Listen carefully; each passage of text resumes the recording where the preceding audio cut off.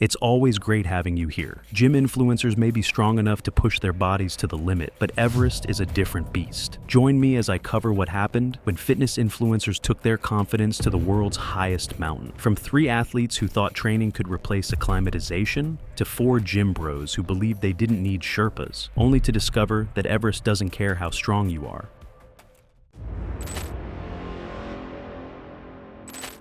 At Tribhuvan International Airport in Kathmandu, Nepal, 3 American fitness influencers arrived to begin a sponsored Mount Everest expedition. First was Maeve Kaler. She was 28, from Denver, Colorado. She worked as a personal trainer and had done some amateur bodybuilding competitions in her early 20s, the kind that barely got any attention outside local circles. Over time, she picked up a modest online following, nothing viral, just steady growth from training clips and client transformations. About 183,000 on Instagram and just under 100,000 on YouTube. Enough to make a living, not enough to make her a household name. What she was really known for, though, wasn't aesthetics or hype. It was her belief that with the right training and recovery, you could compress time. In her view, most people just trained inefficiently, and she felt she'd already proven that. In 2016, she climbed Mount Rainier. A year later, she went to Argentina for Aconcagua. Most people take about 21 days for that climb. She did it in 17.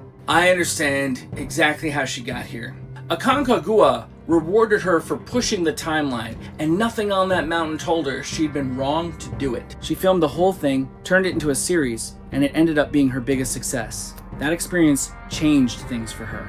It reinforced the idea that with enough preparation, you didn't need traditional timelines. So when Everest came up, she didn't just join the project, she built it. She brought in sponsors, recruited the team, and shaped the expedition around one goal. After weeks of pre-acclimatization at home and a short stay at base camp, they would complete the mountain's climbing phase in just 7 days. If it worked, it would validate everything she'd been saying for years. They weren't ordinary clients trying to shortcut Everest.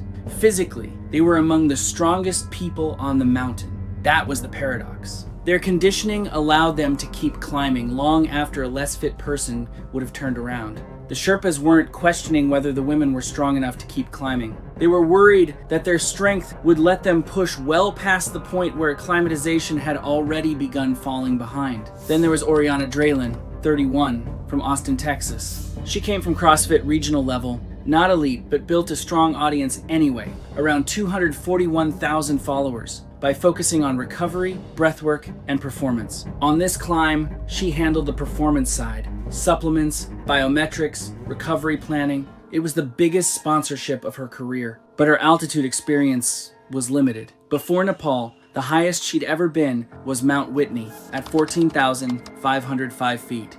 My brain just cannot square 14,000 feet as preparation for where she was headed. The third was Kira Orsley, 26, from Scottsdale, Arizona. She came from collegiate swimming, then moved into endurance coaching and sports nutrition. Her following was smaller, about 118,000, but highly engaged. That engagement is what got her picked by a Scottsdale nutrition company running the Everest campaign. In the 6 weeks before the trip, she slept every night in a hypoxic tent, simulating about 14,000 feet. She documented everything. The company sold it as proof that pre-acclimatization plus their nutrition system could replace the usual 8 to 12 day approach trek to base camp. I keep thinking about the gap between 14,000 feet in a tent and 29,000 feet on that ridge, and how confidently that gap marketed as closed. Kira believed in it. For her, this wasn't just another sponsorship. It was the biggest opportunity she'd ever had. All 3 women had signed sponsorship agreements that included a summit completion bonus tied to the expedition's accelerated 7-day climbing schedule. A licensed Kathmandu expedition operator provided permits, logistics, Sherpa support, oxygen, and an expedition physician whose authority remained advisory rather than absolute. The team planned to climb Everest by the South Col route, ascending from base camp at 17,600 feet through camps 1-2, and IV before the final push to the 29,032-foot summit. As the route climbs higher, atmospheric pressure steadily falls, leaving fewer oxygen molecules available with every breath. Physical fitness can improve how efficiently the body uses oxygen, but it cannot replace oxygen that is no longer there. In fact, exceptional fitness can sometimes become deceptive on Everest. A strong cardiovascular system allows climbers to keep moving despite worsening oxygen deprivation, masking problems that would force others to stop much earlier. The body continues climbing while the brain and lungs quietly fall behind. Survival at extreme altitude depends on acclimatization, a gradual process in which the body responds to reduced oxygen by producing additional red blood cells. Meaningful adaptation requires days, while the level needed to function safely above 26,000 feet typically develops only after weeks of progressive exposure. Traditional Everest expeditions therefore last 40 to 60 days, and even accelerated commercial climbs usually require at least 3 weeks. Although the expedition's climbing phase was planned around 7 active climbing days, the team believed weeks of pre-acclimatization completed before arriving in Nepal would compensate for the shortened schedule. The Sherpas had guided enough Everest expeditions to recognize when acclimatization wasn't progressing normally. The women looked exceptionally fit, and nobody questioned whether they could physically climb the mountain. What concerned several of the Sherpas was how slowly their bodies appeared to be adapting. Experience had taught them that fitness and acclimatization were not the same thing. 7 active climbing days, that was the schedule. And on Everest, that's not much time for the body to adjust. The Sherpas did voice their concerns. They recommended slowing the schedule and giving the team more time to acclimatize, but recommendations weren't decisions. The expedition had already been planned, the weather window was approaching, and the final choice remained with the clients and expedition leadership. Once it became clear the schedule wasn't changing, the Sherpas shifted their focus to keeping the climb as safe as they could. The hypoxic tents likely provided some physiological benefit by simulating an altitude of roughly 14,000 feet, but they could not reproduce the prolonged exposure required higher on the mountain. Supplemental oxygen reduced the strain of extreme altitude, yet it could not replace an acclimatization process that still depended largely on time. That assumption sat at the center of the expedition. The women believed careful training and pre-acclimatization could safely shorten the traditional schedule, while high-altitude medicine regarded adaptation as a process governed primarily by time. The climb took place during the spring 2017 pre-monsoon summit window, with favorable conditions forecast between May 10th and May 12th. The expedition itself was well supported, with 4 experienced Sherpas, an expedition physician carrying dexamethasone, acetazolamide, a portable hyperbaric chamber, continuous pulse oximetry equipment, satellite communications, and a fully equipped base camp. Rather than trekking in from Lukla like most expeditions, the team flew directly to base camp by helicopter. The shortcut eliminated several days of gradual altitude gain that traditionally contribute to acclimatization, although the expedition believed weeks of pre-acclimatization at home would largely compensate. The physician scheduled several days of observation before the first climbing rotation. Initial oxygen saturation measurements were lower than expected after such a rapid ascent to base camp, particularly Oriana's. The physician wasn't alarmed by a single day's results and expected them to improve with rest, hydration, and acetazolamide. The Sherpa team leader quietly recorded each reading in a notebook, more interested in whether the trend would improve over the coming days than the numbers themselves. That notebook is what gets me. He's not alarmed, he's not arguing, he's just writing down exactly what the numbers already are. Next day, they settled in. They're filming content, doing sponsor stuff, trying to keep things normal. At the same time, they're dealing with the usual early altitude issues, headaches, low appetite, that kind of thing. Pretty standard up there. The doctor starts them on Diamox to help with acclimatization, while the Sherpas get everything ready for the climb ahead. But by the next evening, the numbers, they're barely moving. Maeve is up slightly, around 80%. Kira, too, just a small bump to 78%. And Oriana is still sitting low at 73%. Even after rest, fluids, meds, everything she's doing on her side. 73% after rest, after medication. That number should have stopped everything right there. And I don't know how it didn't. Like it usually does. But the Sherpa leader isn't really reassured. He's seen this before. When oxygen levels don't start coming up in those first days at base camp, it usually doesn't end well on the higher slopes. On May 6th, the team completed its first acclimatization rotation through the Khumbu Icefall to Camp 1 at 19,900 feet. They moved through the shifting maze of seracs, crevasses, and fixed ladders faster than any comparable commercial clients the Sherpas had guided that season. Their fitness was undeniable, but as the Sherpas watched them recover, they saw a familiar pattern. Fitness could reduce fatigue. It could not reduce the effects of altitude. At Camp 1, the team's oxygen saturation readings fell below what would normally be expected after a rotation ascent. Well-acclimatized climbers typically recover into the mid-70s or low 80s after resting. Maeve recorded 68%, Kira 71%, and Oriana 63%. 63% after rest, and they're still on the schedule. I genuinely have to stop and sit with that for a second. The physician administered brief supplemental oxygen before the group descended to base camp as planned. Their evening readings improved after returning to 17,600 feet, but the Sherpa team leader quietly began keeping a handwritten log of the team's oxygen saturation at every elevation. On May 7th, the team started their second push toward Camp 2 at about 21,300 feet. The original plan was to keep going all the way to Camp 3, but things changed pretty quickly. Overnight, Oriana developed this persistent dry cough. And yeah, coughing like that isn't unusual in Everest's cold, dry air. But it can also be one of the earliest signs of high-altitude pulmonary edema. The doctor couldn't say for certain what was causing it yet, so he decided to stop the climb at Camp 2 instead. Safer that way. The women agreed, and publicly framed it as a cautious adjustment rather than a setback. Even after resting at Camp 2 with supplemental oxygen, though, all three recovered more slowly than expected. Oriana continued showing the poorest oxygenation, while Maeve and Kira also remained below what the physician expected to see. At that point, it wasn't any single reading that concerned him anymore. It was the pattern.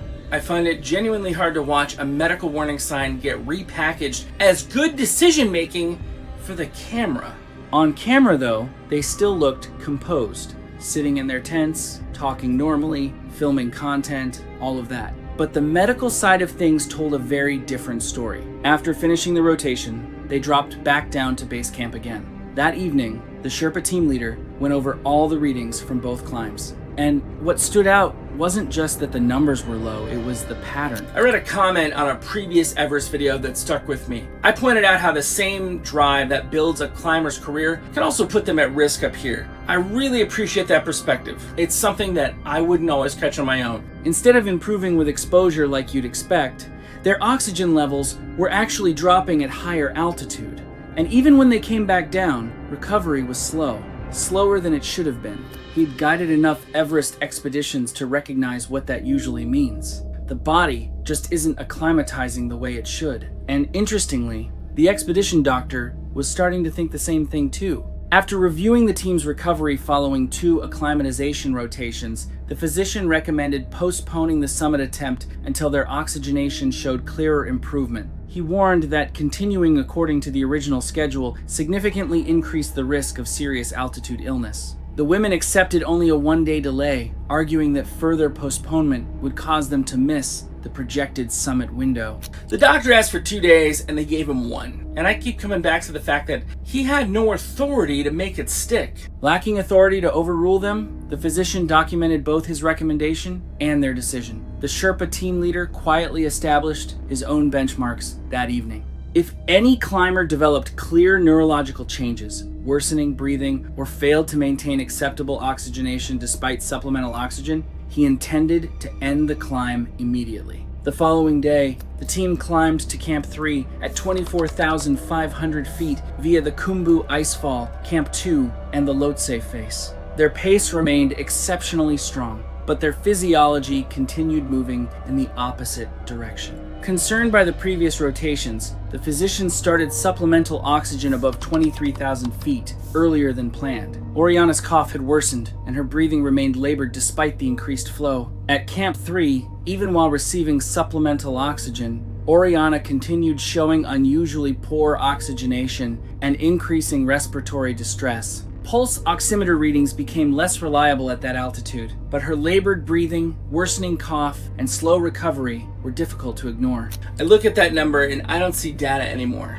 I see her lungs struggling to do their job, even with direct help. The Sherpa team leader reached the same conclusion and privately resolved that if her oxygen saturation dropped below 70% or she showed clear neurological or respiratory decline, the climb would end immediately, regardless of her wishes. The team spent the night at Camp 3, where Oriana's oxygen saturation repeatedly fell below 70% whenever her oxygen flow was reduced, forcing the physician to increase it throughout the night. By the morning of May 10th, the team left Camp 3 and began the climb toward Camp 4. The route crossed the upper Lhotse face before reaching the Geneva Spur, a steep band of exposed rock where climbers leave the ice briefly to scramble upward on fixed ropes. Beyond it lay the South Col, a broad, windswept saddle between Everest and Lhotse at 26,300 feet. It is one of the harshest camps on Earth, where decades of expeditions have left behind empty oxygen cylinders, torn tents, and broken equipment scattered across the frozen plateau by relentless wind. The three women made it to Camp 4 early that afternoon, and up there, it's brutal. The temperature was sitting around negative 31 degrees Fahrenheit, with strong winds just cutting straight across the South Col. Like before, they were all on supplemental oxygen the whole time. No exceptions at that height. Because of Oriana's worsening condition, the physician administered dexamethasone in case cerebral edema was also beginning to develop while continuing high-flow oxygen for her worsening respiratory symptoms. But Oriana, she never really managed to rest. That cough she'd had earlier, the dry one, it had changed. By evening, it wasn't dry anymore. It was deeper, wetter, and honestly hard to ignore even outside her tent. My stomach dropped at that detail. A cough that goes from dry to wet at that altitude is not the same thing anymore. Around 9 at night, it was actually loud enough that one of the nearby Sherpas heard it from his own tent. He went straight to the team leader and reported it. The leader came in to check on her himself. Oriana insisted she was fine, that she could still go on. She didn't want to stop there, but the doctor was clearly concerned. That kind of cough at that altitude, it can mean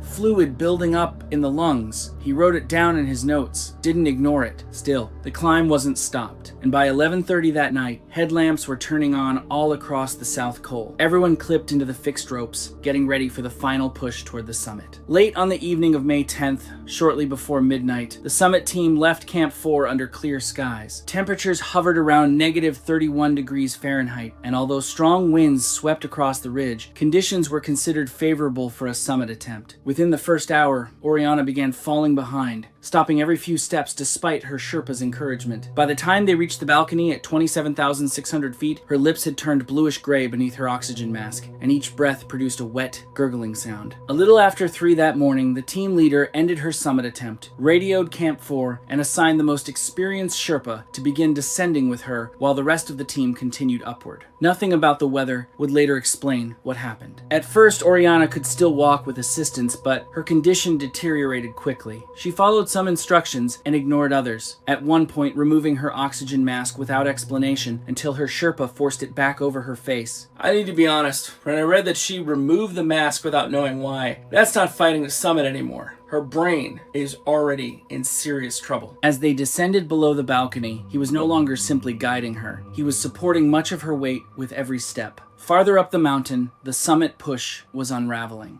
Above the balcony, Maeve gradually became quieter. She answered questions after noticeable delays and twice stepped away from the established track before her Sherpa redirected her. As the climb continued, her pace slowed until she finally sat down beside the fixed rope. When her Sherpa urged her to stand, she looked at him without any clear sign of recognition. Soon afterwards, she removed her oxygen mask despite repeated instructions to leave it in place, then began making small, repetitive movements with her hands against her suit. I can't shake the image of her sitting there, eyes open, hands moving against her suit, completely unreachable at 28,000 feet. The Sherpa had seen the signs before: confusion, disorientation, removing oxygen equipment without understanding why, and the loss of purposeful movement were classic signs of high-altitude cerebral edema. He radioed the team leader immediately. Higher on the ridge, less than 300 feet below the summit, Kira suddenly asked her Sherpa what country they were in. Minutes later, she asked the same question again. During the descent, she repeatedly unclipped one hand from the fixed rope without realizing it, stopped walking for no no apparent reason and required constant verbal prompting to continue. By the time she reached Camp 4, she no longer recognized several members of the expedition team. Below them, Maeve was getting worse fast. Eventually, she just collapsed against the fixed rope and couldn't keep herself upright anymore. In temperatures around negative 38 degrees Fahrenheit, with strong winds sweeping across the ridge, there wasn't an easy way to move someone in that condition. Her Sherpa tried, but he couldn't manage it alone. After securing Kira to the fixed rope, her Sherpa descended to help. Together, they gave Maeve an emergency injection of dexamethasone for suspected high-altitude cerebral edema before beginning the descent. One Sherpa stayed below her while the other supported most of her weight from behind. Progress was painfully slow. On terrain that steep and exposed, every few steps demanded time, strength, and oxygen they couldn't afford to lose. Partway down the triangular face, Maeve's oxygen cylinder ran empty. Replacing it meant briefly removing insulated gloves to connect a new bottle, a delicate task made far more difficult by the cold and the altitude. I think about those Sherpas, bare hands, negative 38 degrees, a barely conscious woman, and I don't know how they stay composed in conditions like that. For several minutes, she was forced to breathe the thin ambient air of nearly 28,500 feet. Before the new cylinder was fully connected, her breathing began to change. Each breath grew slower and deeper, separated by increasingly long pauses. Even after oxygen flow was restored, the pattern did not improve. Not long afterward, Maeve lost consciousness.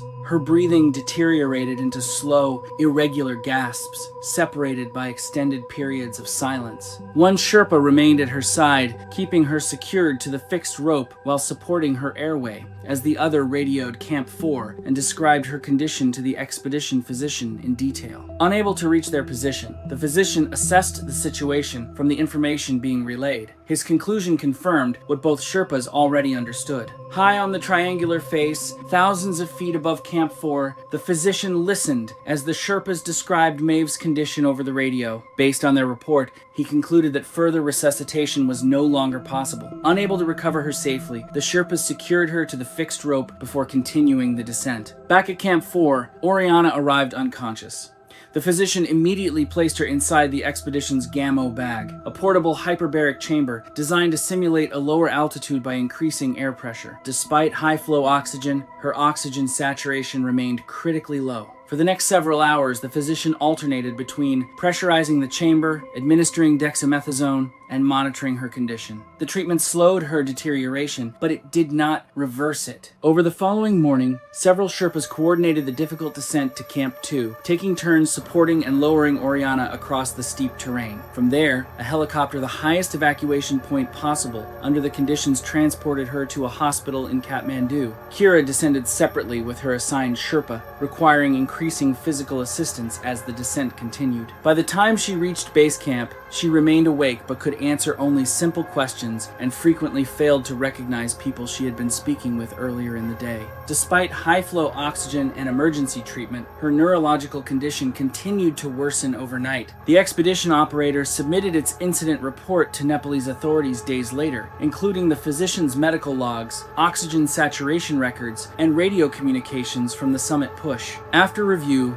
investigators concluded that the expedition had complied with applicable regulations, and no action was taken against either the operator or the expedition physician. Investigators concluded that Maeve Kaylor died on the upper southeast ridge from high-altitude cerebral edema. Oriana Draylen died in a Kathmandu hospital after evacuation, where progressive high-altitude pulmonary edema led to irreversible respiratory failure despite intensive treatment. Kira Orsley survived the descent but developed worsening cerebral edema that continued progressing after evacuation. Despite mechanical ventilation, dexamethasone, hyperosmolar therapy, and intensive care, she died several days later from irreversible brain swelling. I said she survived, and now I'm sitting here with what actually happened. The investigation concluded that the three women had succumbed to different manifestations of altitude illness, but all shared the same underlying cause. Their bodies had not completed the acclimatization required for prolonged exposure above 26,000 feet. Their fitness allowed them to climb faster than most clients. It could not allow them to adapt faster than human physiology. Within days of the incident, the supplement company suspended the campaign, and more than 40 hours of expedition footage was never released publicly. The operator continued guiding future expeditions while the sponsors quietly withdrew from the project.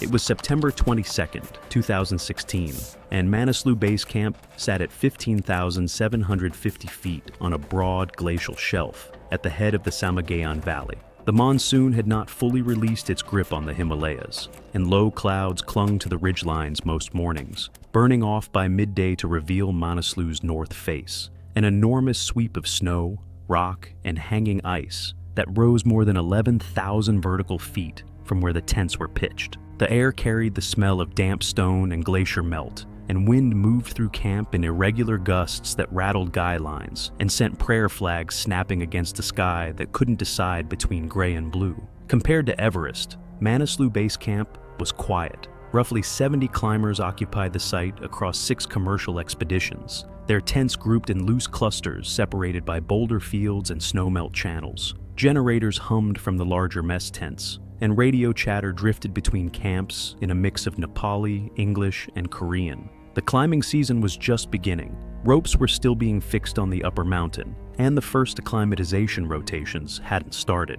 Among those settling into base camp were Brooke Callahan and Jenna Hart, both from San Diego, 27 and 26 years old, respectively, and both carrying the kind of fitness that looked impressive on camera, but had never been tested above 20,000 feet. Brooke had built a combined social media following of roughly 75,000 across Instagram and YouTube through fitness content, lifestyle optimization posts, and aspirational messaging that positioned every challenge as a narrative of personal triumph. She monetized that audience through sponsorships with activewear, supplement, and gear companies, and the Manaslu Expedition, partially funded by a $10,000 sponsorship package from a mix of smaller activewear and supplement brands. Requiring regular branded posts from altitude was her most ambitious content project to date. Jenna was Brooke's best friend and content partner, with a following of approximately 40,000 built largely through association with Brooke's brand. Where Brooke was assertive and decisive, Jenna was quieter,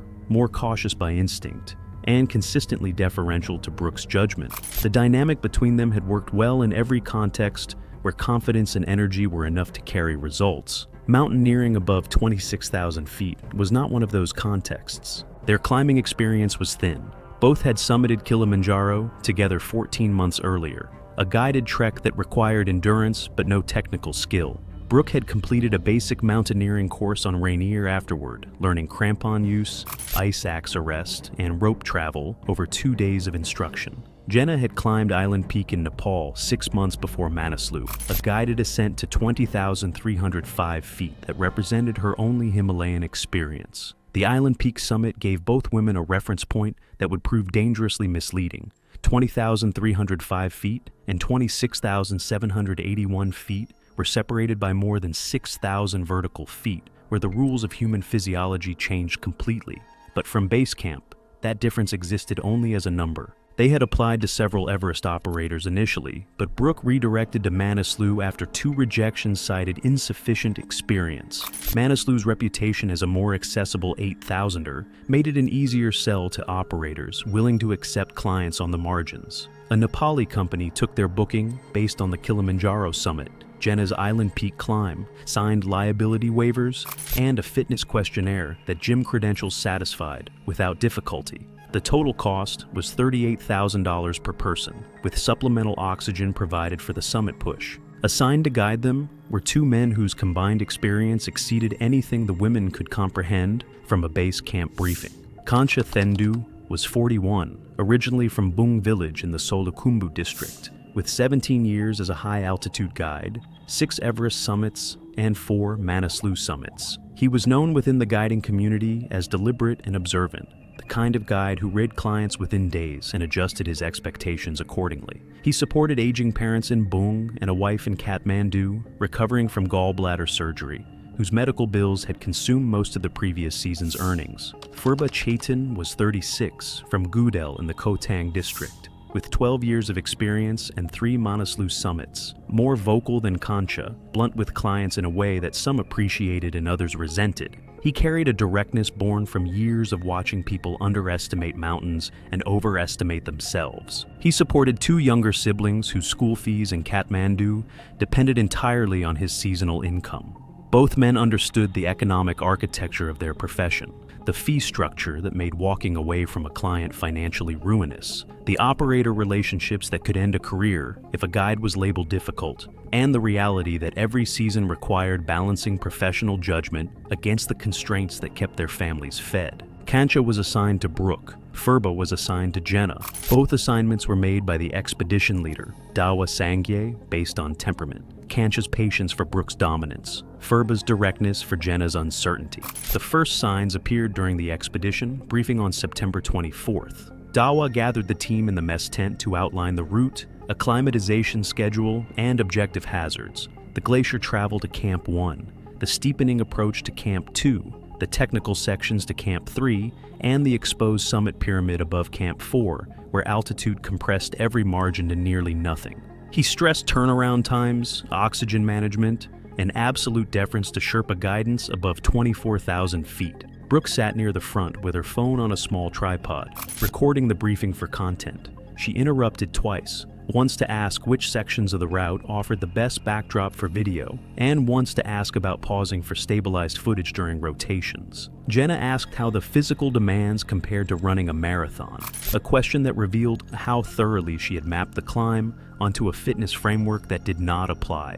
Dawa explained that altitude was not a fitness test, that the strongest body in the world still required weeks of gradual adaptation, that cardiovascular conditioning helped, but could not override the physics of oxygen pressure at extreme elevation. Across the tent, Kancha caught Furba's eye. Neither man spoke. The look carried 17 and 12 years of watching clients arrive with confidence built on the wrong foundation. Over the following days, Brooke and Jenna established a routine that other climbers noticed. Between rest periods, they performed workout circuits outside their tents, push-ups, resistance bands, bodyweight squats, and filmed the sessions for social media. The posts framed the workouts as evidence of preparation, captioned with messages about discipline and mental toughness at altitude. Other climbers watched with reactions ranging from amusement to open concern.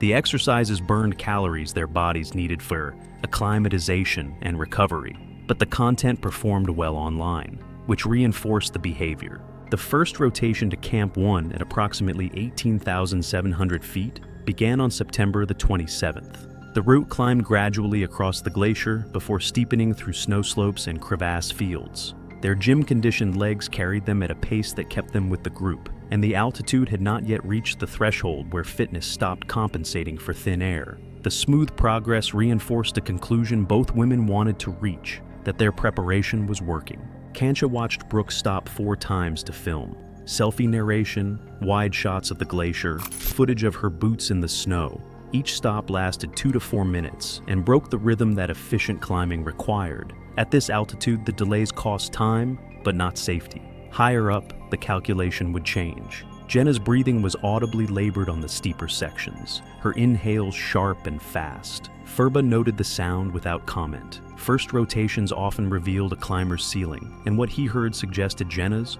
was lower than she believed. The second rotation to Camp 2, at approximately 21,000 feet, changed the equation.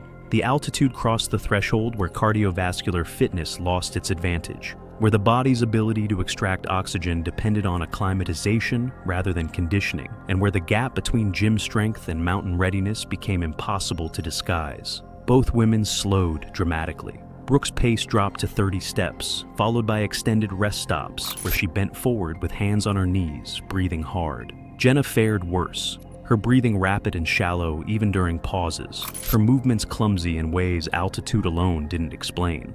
At Camp 2, Furba checked her oxygen saturation, 71%, low enough to warrant close monitoring and a serious conversation about trajectory. That evening, Kancha found Furba near the cook tent. The conversation was brief and carried the weight of experience rather than speculation. Kancha did not believe either woman would make it past Camp 3. Furba agreed, but added what both men understood. There was nothing to be done until the mountain demonstrated the problem in terms the clients couldn't argue with. Until then, the women would interpret every warning as excessive caution and every completed rotation as proof that the warnings were wrong. The rotation to Camp 3 at approximately 23,000 feet stripped away what remained of the illusion. The route steepened significantly through snow and ice terrain that demanded sustained effort on legs that altitude was steadily weakening. Brooke reached camp, but arrived in a condition she had never experienced in any gym, on any trail, or on any previous climb. Her hands trembled when she tried to unclip from the fixed line. Her appetite had vanished entirely, replaced by nausea that made the sight of food repulsive. Her movements were slow and mechanical, each action requiring deliberate thought that should have been automatic. Jenna required physical assistance from Furba for the final 400 feet, her legs giving out twice on the steeper pitches, her crampons scraping across hard snow without the controlled precision that safe climbing demanded. Concha checked Brooke's oxygen saturation, 68%. Furba checked Jenna's, 67%. Both numbers were dangerously low for 23,000 feet and had trended in the wrong direction across every rotation. The Sherpas delivered their recommendations separately but identically. These numbers at this altitude meant the summit push would almost certainly result in incapacitation above 25,000 feet, even with supplemental oxygen. The recommendation was descent and termination. Brooke rejected it immediately, citing 18 months of preparation, sponsorship obligations, the $38,000 investment, and Island Peak as evidence they could handle the altitude. The fact that Island Peak topped out more than 6,000 feet below Manaslu's summit did not register as relevant. She had trained for this. She had paid for this. She was continuing. Jenna's response was different, and it represented the moment that might have changed everything.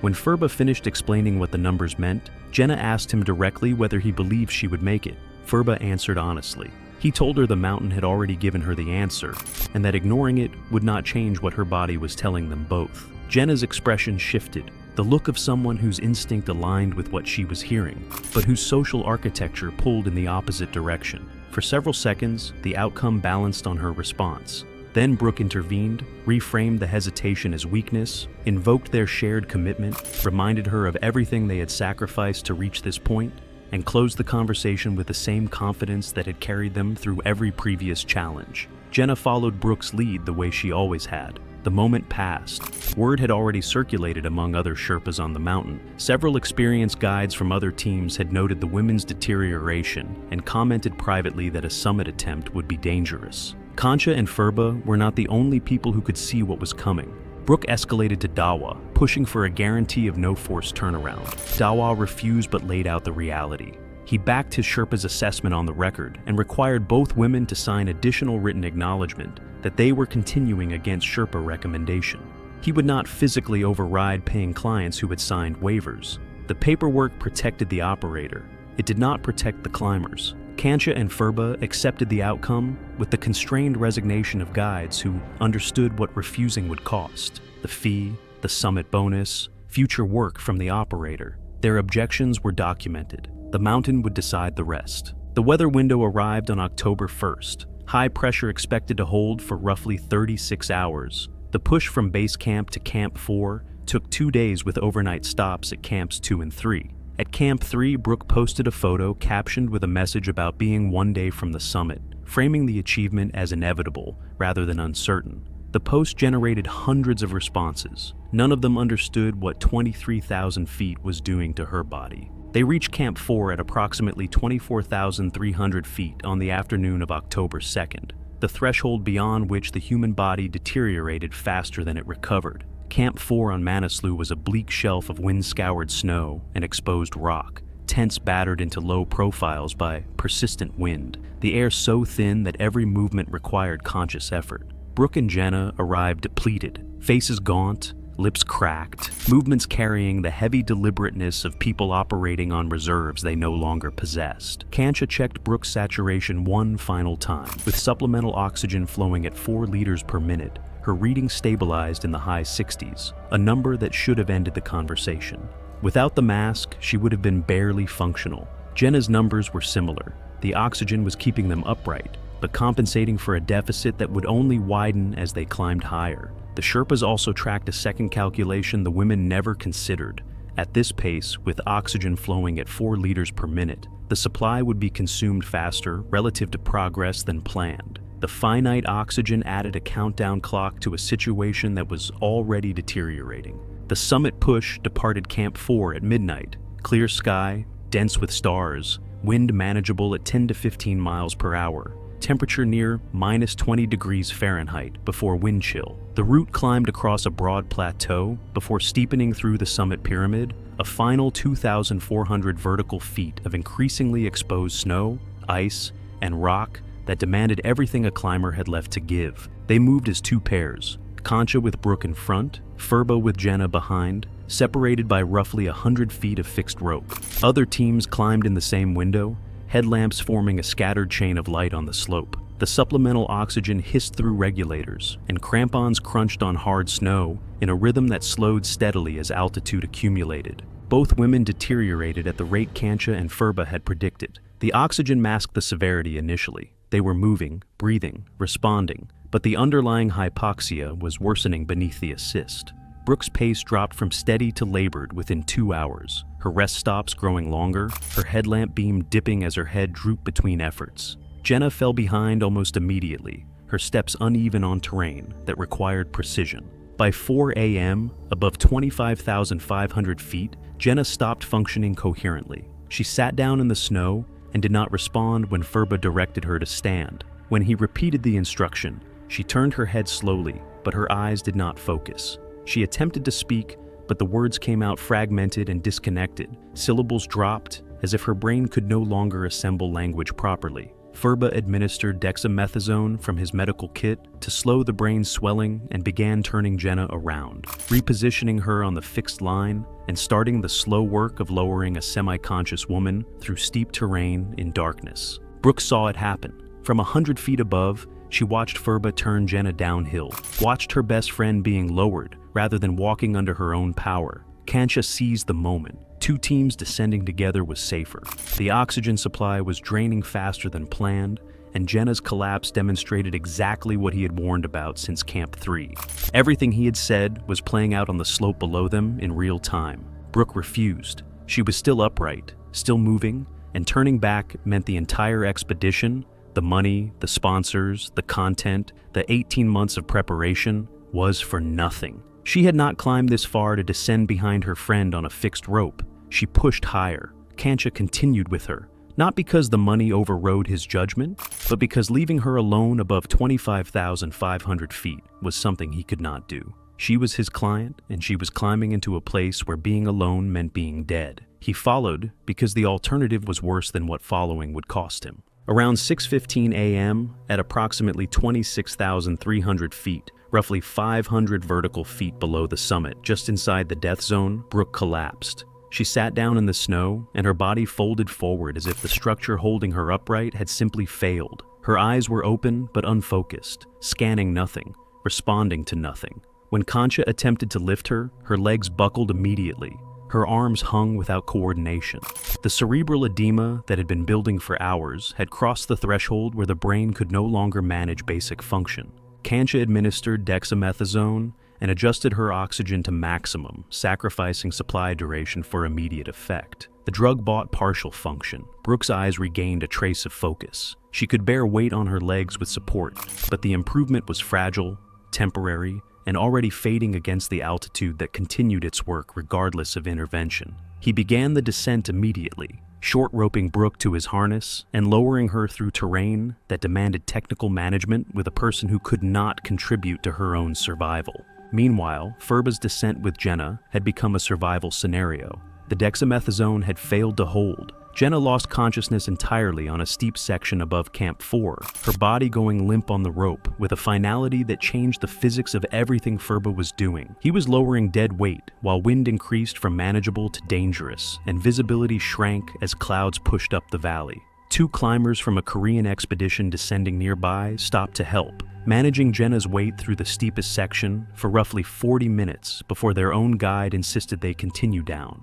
Furba was alone again. Back above, Concha's descent was unraveling. At approximately 25,800 feet, working across a section where iced rock met snow, his crampon caught on an edge, and he stumbled. Brooke's weight amplified the imbalance. Both slid.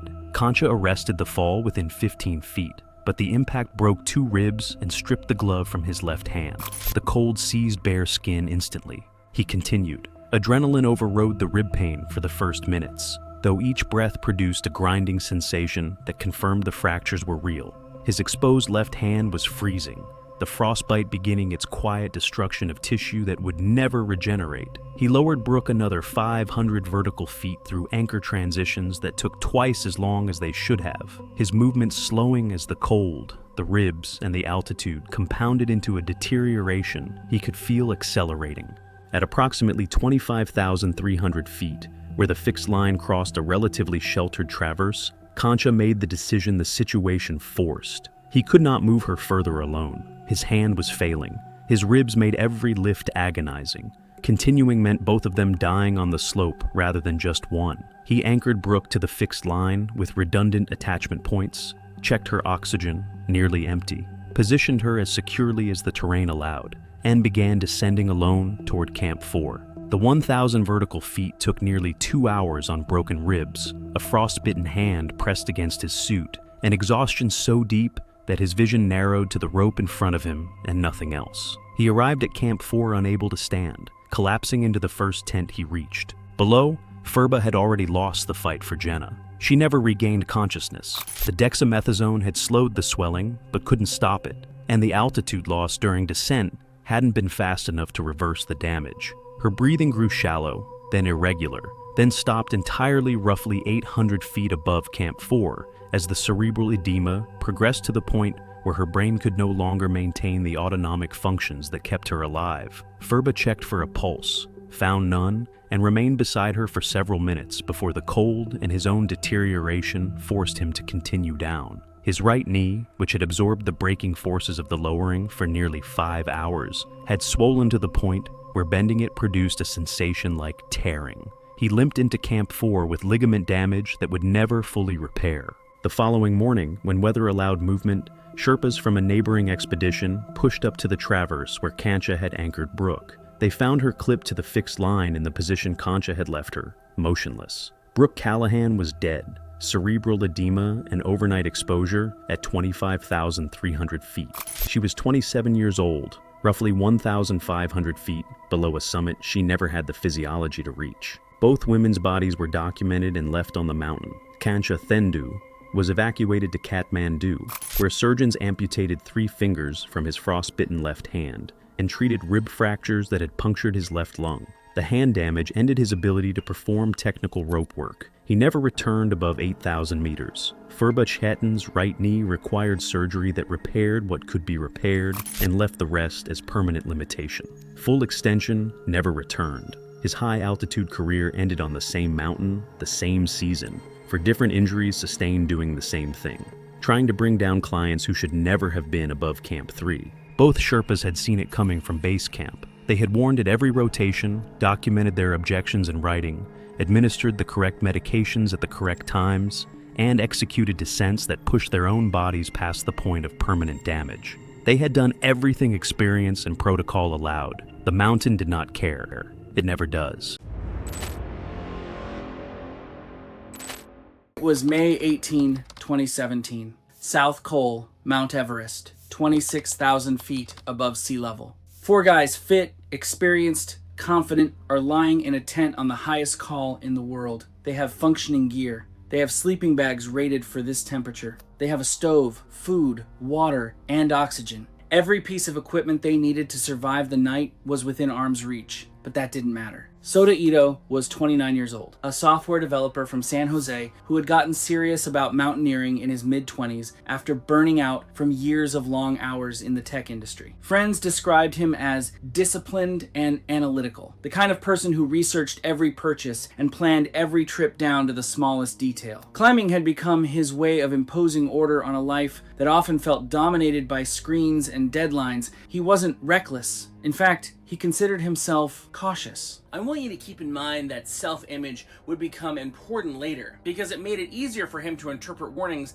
as things meant for less prepared people. Anatoly Yudin was 31, a structural engineer from Denver with a background in competitive weightlifting and a reputation in his climbing circle for being methodical to the point of stubbornness. He approached mountains the way he approached engineering projects. Identify variables, build a plan, execute it. The system either worked or it didn't. His confidence came less from ego than from a genuine belief that preparation solved most problems. If someone challenged a decision he had already spent weeks researching, his instinct was to defend it rather than reconsider it. At lower elevations, that mindset had often served him well. Henry O'Sullivan was 28, originally from outside Boston, the quietest of the four and the one least likely to dominate a conversation. He worked in commercial real estate and had only discovered mountaineering a few years earlier through Mateo. Unlike the others, he was never particularly interested in the technical side of climbing. What he loved was the sense of achievement that came from reaching places most people would never see. He trusted his friends, especially Soda and Anatoly, and rarely challenged group decisions. In a different team, surrounded by more experienced high-altitude climbers, he probably would have listened carefully and adapted.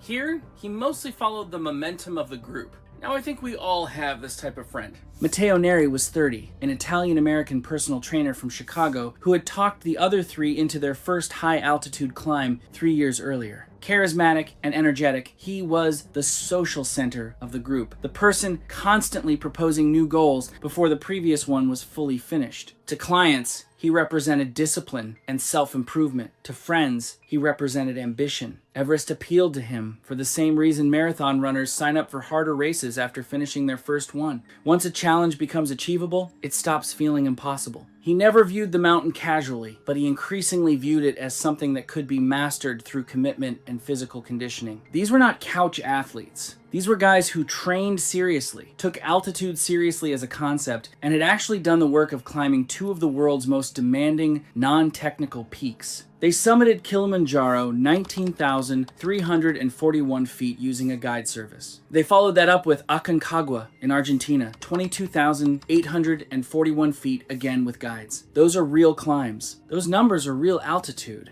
And that experience is part of what made what came next so hard for me to know, because their prior successes were doing a lot of the convincing for them. When they decided to attempt Everest, they made a decision that would define everything that followed. They were going to do it without Sherpa guides. Now, before I continue, I have to note that in 2017, this was not illegal. Nepal's permit regulations at the time did not mandate Sherpas support the way they would later tighten up, so on paper, they were cleared. And their reasoning, at least as they explained it to other climbers and expedition teams at base camp, was not as simple as arrogance. They framed it as a philosophical choice. They wanted to climb it clean. They believed they knew their bodies at altitude. They trusted their own judgment.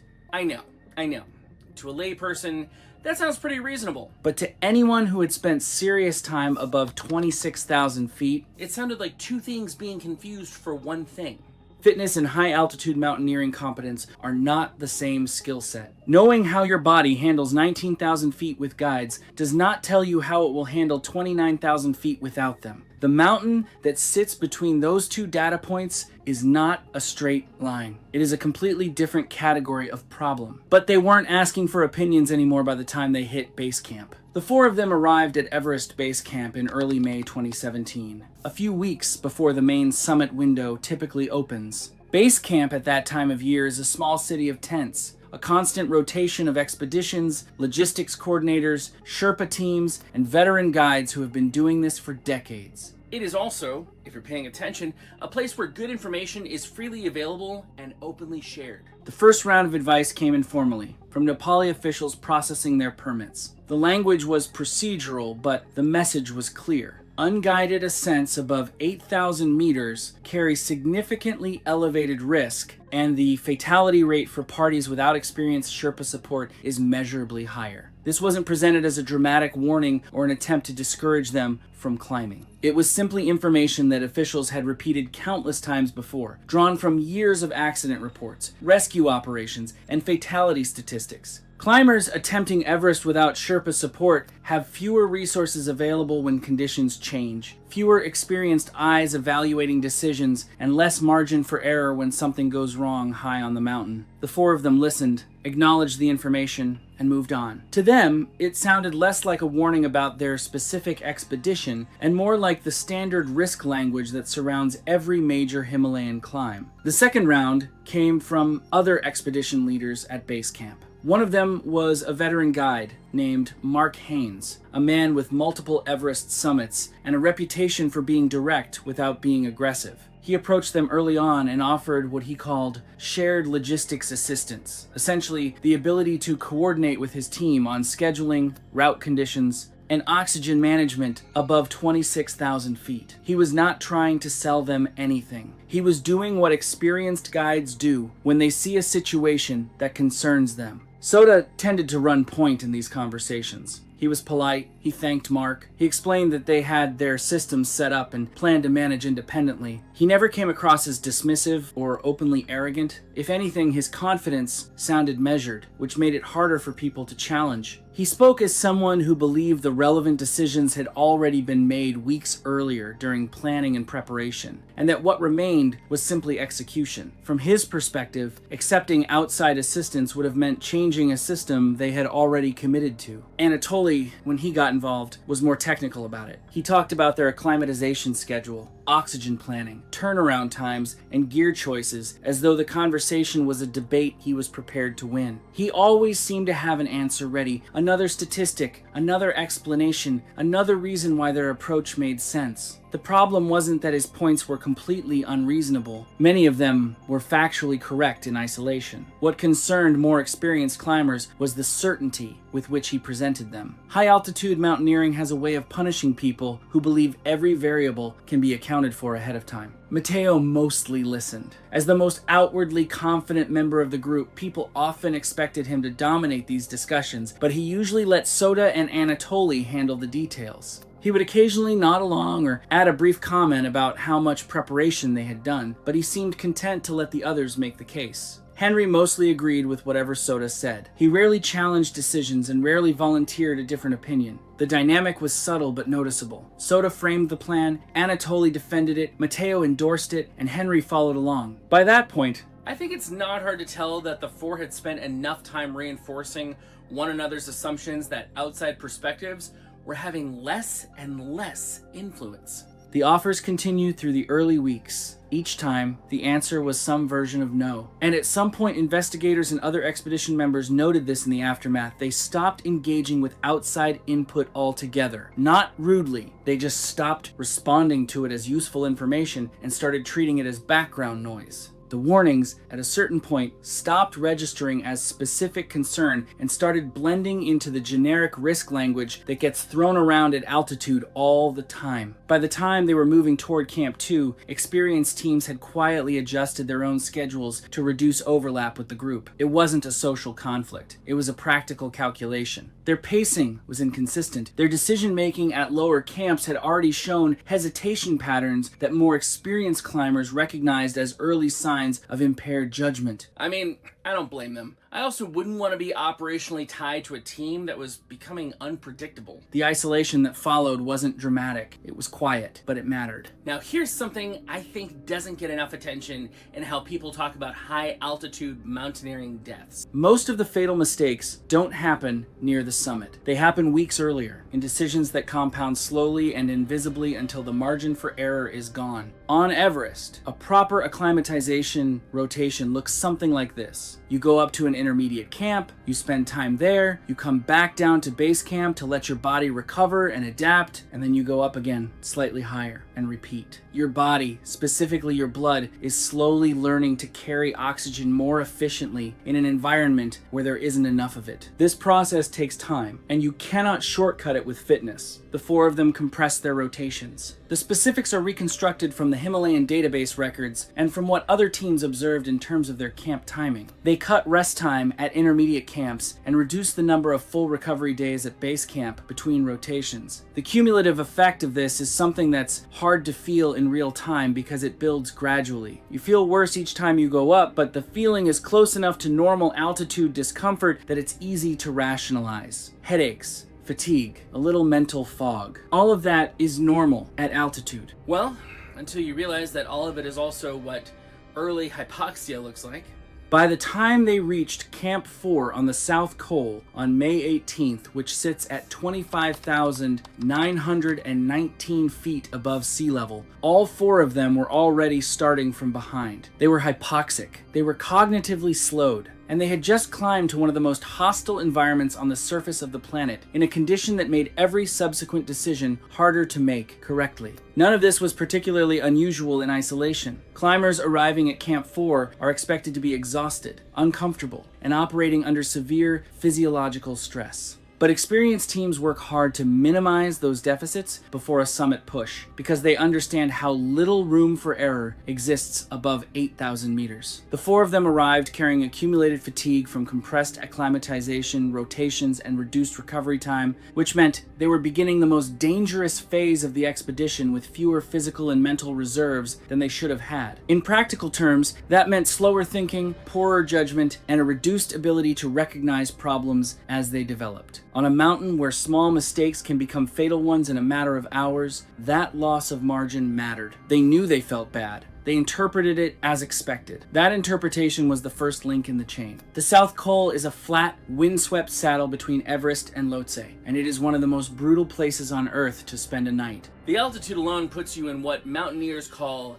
the death zone. Above 8,000 meters, where the human body is actively dying faster than it can recover, where every hour you spend is a net loss. Temperatures on the night of May 18th dropped to around negative 20 degrees Fahrenheit. The wind at the Col is relentless and unforgiving. Experienced teams at Camp 4 operate with a discipline that feels almost ritualistic because the environment demands it. Ventilation is managed carefully. Stoves are used in vestibules, the small anteroom area of a tent, rather than in the main sleeping compartment, specifically to prevent combustion byproducts from accumulating where people breathe. Carbon monoxide detectors, while not universal across all expeditions in 2017, were carried by a number of teams precisely because the combination of a sealed tent and a running stove at altitude is a known and documented risk. The four of them had a camping stove, a widely used and respected piece of equipment in normal conditions. At sea level, such stoves typically burn cleanly and efficiently. At 26,000 feet, however, they are operating in an environment where there is roughly a third of the oxygen available at sea level. Combustion at that oxygen level is often incomplete. Incomplete combustion produces carbon monoxide. Carbon monoxide is colorless and odorless. It does not irritate your airways. It does not make you cough or trigger an obvious physical alarm. What it does is bind to the hemoglobin in your red blood cells, the same hemoglobin that is supposed to carry oxygen to your brain and organs, and it binds to it roughly 250 times more effectively than oxygen does. So instead of your blood carrying oxygen to keep you alive, it starts carrying carbon monoxide and the oxygen gets crowded out. At altitude, your blood is already oxygen deprived. The combination of altitude hypoxia and carbon monoxide exposure does not add together linearly. It multiplies. The impairment arrives faster, and the symptoms, confusion, sleepiness, headache, nausea, overlap almost perfectly with the symptoms of altitude sickness, which is what everyone at Camp 4 already expects to feel. Based on the physical evidence recovered from the tent and the investigation that followed, investigators pieced together the most plausible sequence of events. They had set up their main tent with reduced ventilation because of the wind exposure. This is understandable on its face. The wind at the South Col that night was severe, and reducing airflow meant reducing heat loss. But it also meant that the air inside the tent was exchanging with outside air much more slowly than it should have been. When they needed to melt snow for water, they did it inside the main tent rather than in the vestibule. This was almost certainly a convenience decision, possibly also a wind avoidance decision. But it meant the stove was running inside the sleeping space, producing carbon monoxide in an environment where the gas had nowhere to go. Around 8 in the evening, all four of them would have been feeling it. Headache is usually the first symptom, a dull, persistent pressure that sits behind the eyes and across the forehead. At Camp 4, after a hard day of climbing with an already compressed acclimatization schedule, a headache is not a red flag. It is Tuesday. Every climber at that altitude has a headache. Dizziness is next, a slight unsteadiness or a sense that the world isn't quite tracking right.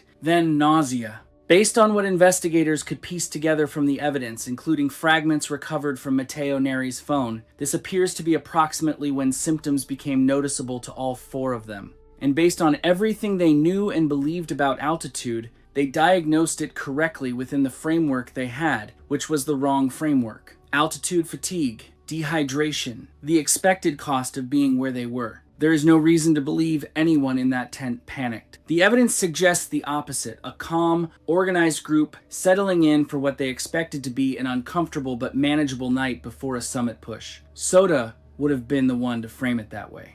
Anatoly would have agreed based on his read of the technical situation. Matteo had gone quieter than usual through the afternoon and evening. Henry fell asleep early, which everyone else would have read as exhaustion from the day. Nobody connected the dots. And without a carbon monoxide detector, a piece of equipment that costs less than $100 and fits in a jacket pocket, there was no way to know what the dots were. As temperatures dropped further into the night, the cold became the next problem. -20 Fahrenheit is not a temperature you sleep through comfortably, even in the best sleeping gear money can buy. At some point during the evening, based on the stove's position and fuel usage reconstructed by the investigation, they restarted the stove inside the tent for warmth. This is the decision that investigators most clearly identified as the point of no return. A tent that is already accumulating carbon monoxide for people who are already hypoxic and cognitively impaired. A stove running for warmth in an enclosed space with limited ventilation. The carbon monoxide concentration in that tent would have been climbing steadily from the moment the stove first ran,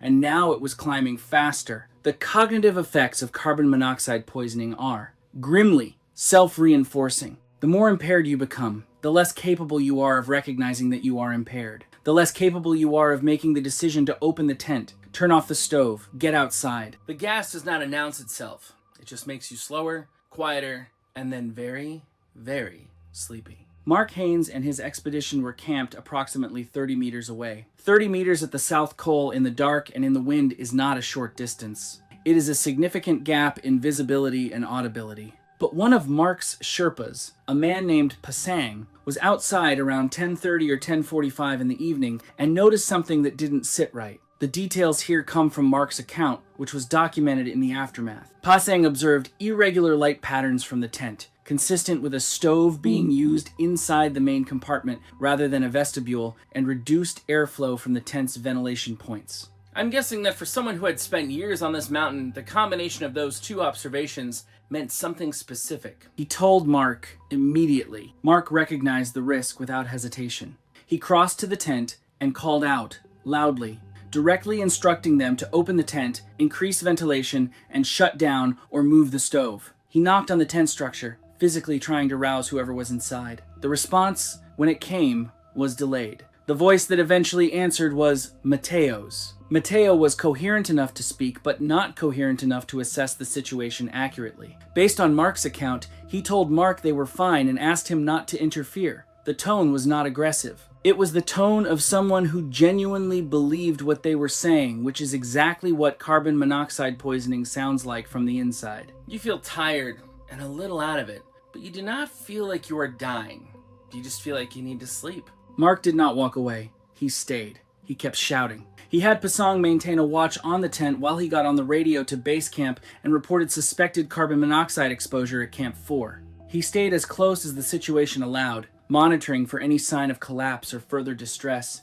But you have to understand that there is a limit to what you can do from outside a tent where the occupants are telling you that they are fine and you have no authority to forcibly enter. Mark understood the danger. Matteo, in that moment, did not, or could not. His brain was running on a system that had been steadily compromised for hours. Matteo's phone fragments recovered later included what investigators interpreted as a brief, partially typed note referencing dizziness and a faint smell described as exhaust-like and a heavy feeling that he couldn't quite shake. This is the only first-hand record of what was happening inside the tent after dark. The smell is significant. Carbon monoxide itself has no odor, but the incomplete combustion that produces it at altitude also produces other byproducts that can have a faint fuel or exhaust smell. It is not a strong smell. It is the kind of thing you might notice for a second and then rationalize away, especially if your brain is already operating at reduced capacity.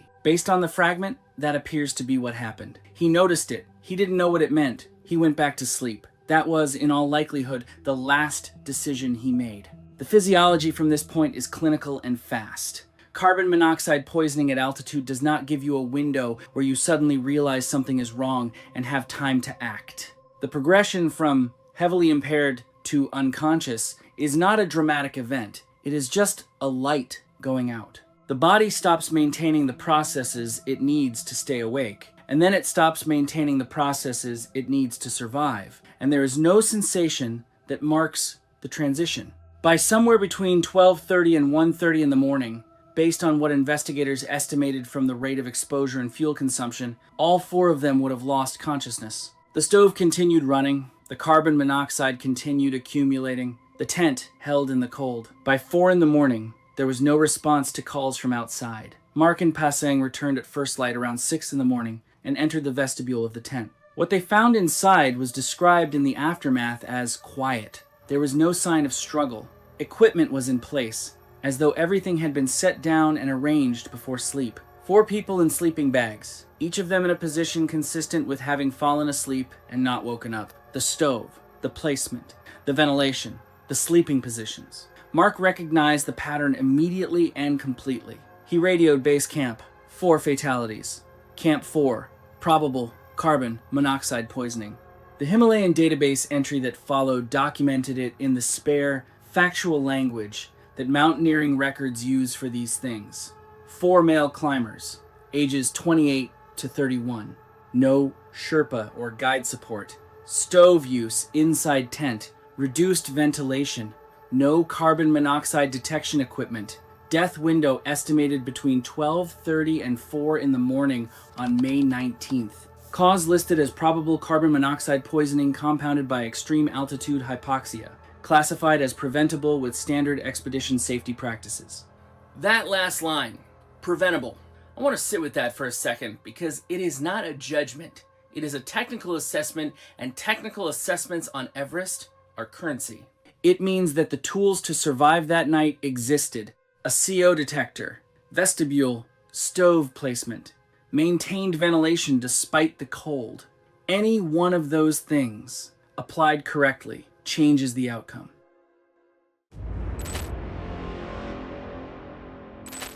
On August 21st, 2019, the brothers were climbing above Camp 3 on K2 in Pakistan's Karakoram Range. Camp 3 sat at roughly 23,300 feet, while the section they were climbing was several hundred feet higher, at approximately 24,000 feet above sea level. They were following the normal route toward the bottleneck, one of the steepest parts of the mountain. The slope ahead was covered with hard snow and blue ice, and nearly every climber on the route was connected to the same fixed rope. The weather had finally settled after days of strong wind. Visibility was clear, temperatures stayed well below freezing, and several expeditions chose the same day to move higher because nobody knew how long the conditions would last. Even though the air felt cold, the ice along parts of the route had already spent weeks going through the same cycle of bright daytime sun followed by freezing nights. That's one thing I've learned from researching K2. The mountain can look exactly the same every morning, even though the ice underneath is slowly changing from one day to the next. This stretch above Camp 3 wasn't considered the hardest climbing on K2. The route was already marked with fixed ropes installed earlier that season, so climbers simply clipped in with a mechanical ascender, climbed a few feet, then repeated the same process again and again. If you've watched my K2 stories before, this routine will probably sound familiar. By the time climbers reach this altitude, they've already clipped into fixed ropes hundreds of times. It becomes almost automatic, which is exactly why everyone depends on the system working the way it's supposed to. The 2 brothers had spent most of their adult lives around fitness. Callum Reyes was 38. His younger brother, Evan, was 34. Together they owned a small chain of gyms in Fresno. Callum handled most of the business operations, while Evan coached clients and managed the training floor. Friends described them as competitive with each other, but unusually close. And over the years, they had completed nearly every major climbing trip together. Outside the gym, they were always looking for a bigger challenge. They climbed Mount Rainier, then Aconcagua, and later completed Denali's West Buttress. Every successful expedition reinforced the same belief. If they trained harder than everyone else, stayed disciplined, and refused to quit, they could handle almost anything a mountain demanded. According to their friends, they definitely respected the mountain, but they carried this unshakable belief that their own preparation, fitness, and sheer mental grit were enough to conquer anything. They treated K2 like a problem to be solved with enough discipline. But K2 doesn't care about your training. You can be the strongest person on the planet, and it still doesn't change the reality of unstable snow, unpredictable weather, or frayed rope installed by a stranger weeks ago that you're forced to trust with your life. That difference wouldn't seem important when they first reached base camp. It would become much more important later. One thing the brothers quickly noticed was that K2 didn't operate like the mountains they had climbed before. On Rainier, or Denali, Most of the equipment they depended on had either been placed by their own team or checked as they climbed. K2 was different. Above base camp, almost every expedition shared the same route, the same fixed ropes, and many of the same anchors. Once those ropes were installed early in the season, team after team relied on them for weeks. I think that's one of the easiest things to overlook if you've never climbed a mountain like K2. You're trusting equipment that someone else installed days or even weeks earlier, often without knowing who placed it or when it was last checked. The brothers joined a mid-sized commercial expedition based in Skardu. Their lead high-altitude worker was Iqbal Shigri, who had spent more than a decade working on K2. He was one of the expedition's most experienced Balti high-altitude workers, having spent more than a decade guiding climbers on K2 and helping establish the shared fixed ropes each season. Before the summit push, Shigri gathered the team for one last briefing inside the dining tent at base camp. Most of it covered things the brothers had already heard during the previous weeks. Stay clipped into the fixed rope, keep enough distance from the climber ahead, monitor the supplemental oxygen systems assigned to members of their expedition, and don't rush through anchor transfers. But Shigri also spent time talking about the mountain itself. Shigri spent extra time talking about the fixed ropes and anchors. He reminded everyone that the route wasn't permanent just because it had already been climbed. Ice screws that felt solid 1 week could become unreliable after repeated freezing nights and sunny afternoons. If anyone reported movement in an anchor, he said, nobody should assume it would still be safe the next day.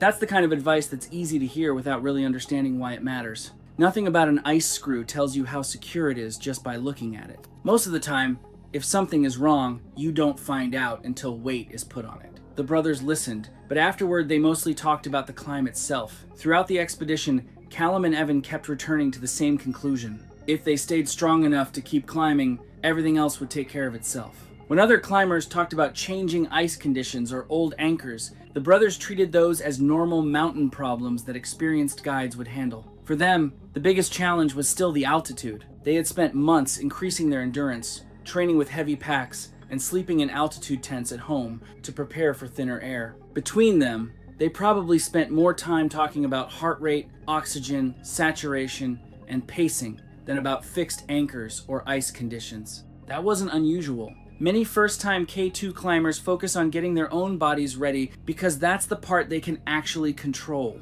The mountain, though, has its own variables. By the middle of August, climbers from several expeditions had already mentioned that a few ice screws above Camp 3 felt looser than expected. Nobody considered it an emergency. Loose anchors are reported on K2 almost every season, especially after weeks of freezing nights and sunny afternoons.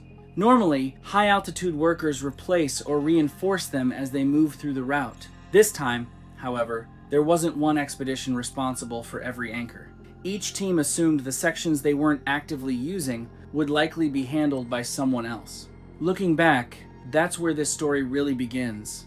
Not with a dramatic mistake, but with a maintenance issue that didn't seem urgent enough for any one team to stop and fix immediately. By the third week of August, everyone at base camp was paying close attention to the weather forecast. K2 rarely gives climbers more than a few good summit days each season, and forecasters expected August 22nd and 23rd to offer the best conditions before stronger winds returned. Because of that forecast, several expeditions adjusted their schedules at nearly the same time. More climbers began moving toward Camp 3, and everyone planned to use the same fixed ropes during the summit push. One thing I've noticed while researching K2 is that the mountain gets much busier when a weather window finally opens. There aren't many alternate routes, so most teams end up climbing through the same sections within hours of each other. Callum and Evan spent the afternoon getting their equipment ready.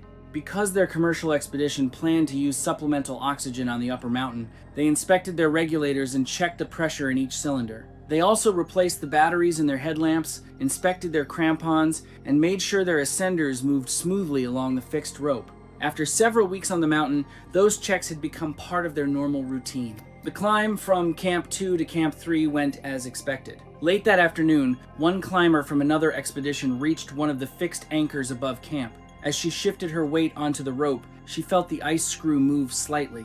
It did not pull out, and it continued to support her weight, but it should not have moved at all. During the expedition's review, she later compared it to a bolt that still holds but turns slightly when pressure is applied. After reaching Camp 3, A climber reported what she had noticed. To Shigri, what she had noticed. Shigri passed the information to the other high-altitude workers, and everyone agreed the anchor should be checked before the summit teams moved through that section. That detail really stood out to me because the warning wasn't ignored. The information reached the people responsible for working on the route, and everyone understood that the anchor needed attention. The difficulty was deciding when to do it. By the time the team reached Camp 3, the day was already coming to an end. Going back to replace the anchor would have required climbing onto steep terrain again, carrying additional equipment, and spending more time above camp before the summit push even started.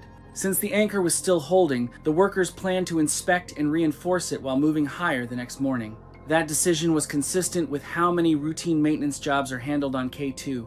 Loose anchors are reported almost every season, and most are replaced before they become a serious problem. Callum and Evan finished dinner, checked their oxygen bottles one more time, and prepared for a short night's rest before leaving camp around midnight. They had spent years preparing for this expedition, and everything still seemed to be going according to plan. Their training had gone well, the weather forecast remained favorable, and the route ahead looked no different from the day before. What nobody could see was whether the ice around that anchor had changed any further. From the outside, it still looked secure, and there was nothing about its appearance that would have caused a climber passing by to stop and question it. The team woke shortly after midnight on August 21st. At that altitude, almost nobody wakes up feeling completely rested. Callum had a mild headache, and Evan said he felt slower than usual while putting on his climbing gear. Neither symptom surprised the guides. Above 23,000 feet, headaches, poor sleep, and fatigue are common, even among climbers who are acclimatizing normally. The expedition physician had already checked the team before they left Camp 3. No one showed signs that would have justified ending the climb. Not every climber on K2 uses bottled oxygen, and many ascents have been completed without it. Callum and Evan's commercial expedition, however, had chosen to use supplemental oxygen during the summit push. Both brothers were running their systems at about 2 liters per minute, which was the normal flow rate under their expedition's oxygen plan. By a little after 7 that morning, the sun had reached much of the upper route. The air temperature remained well below freezing, but several sections of the climbing line had already been exposed to hours of direct sunlight. That wasn't unusual. Ice on K2 goes through that cycle almost every day during the climbing season. I've found that this is one of the biggest differences between how people imagine ice and how it actually behaves. Most of us think of ice as something that stays the same until it melts. On a mountain like K2, it is constantly changing. Those changes are usually small, but they matter because every anchor depends on the ice around it remaining strong enough to hold. The summit teams climbed steadily above Camp 3. Shigri led the group, moving at the pace experienced high-altitude workers usually maintain. Behind him came Callum. Evan climbed farther back with another experienced high-altitude worker. The spacing between climbers was intentional. Guides try to avoid having several people. Keeping some distance also reduces the chance that one climber will interfere with another while transferring between rope sections. By late morning, the group reached the same anchor the climber had reported the previous afternoon. From the outside, nothing looked different. The ice screw was still in place, and the rope remained attached. There were no visible cracks in the surrounding ice, and no one approaching the anchor had any obvious reason to stop. At around 11:40 that morning, Callum reached the anchor first. He followed the same routine he had used throughout the expedition. He unclipped his ascender from the lower section of rope, shifted his weight onto the anchor while reaching for the next section, and prepared to continue climbing. This might sound like a small amount, but every climber on K2 repeats it hundreds of times during an expedition. It becomes one of the most routine movements on the mountain. Investigators later found nothing to suggest that Callum rushed, skipped a step, or handled his equipment incorrectly. What had changed wasn't Callum's technique, it was the ice holding the anchor. Investigators later concluded that repeated freeze-thaw cycles had likely weakened the ice around the screw over the previous several weeks. The anchor itself showed no mechanical defect after it was recovered. The problem was that the surrounding ice could no longer hold the load placed on it. The moment Callum shifted his full weight onto the rope, the entire ice screw pulled free. It happened so quickly that none of the climbers nearby had time to react. The fixed rope suddenly lost its support at that anchor, and Callum lost his balance on the steep slope. He fell backward and immediately began sliding down the hard snow and blue ice before anyone could reach him. The anchor failed so quickly that none of the climbers had time to grab the rope before Callum started sliding.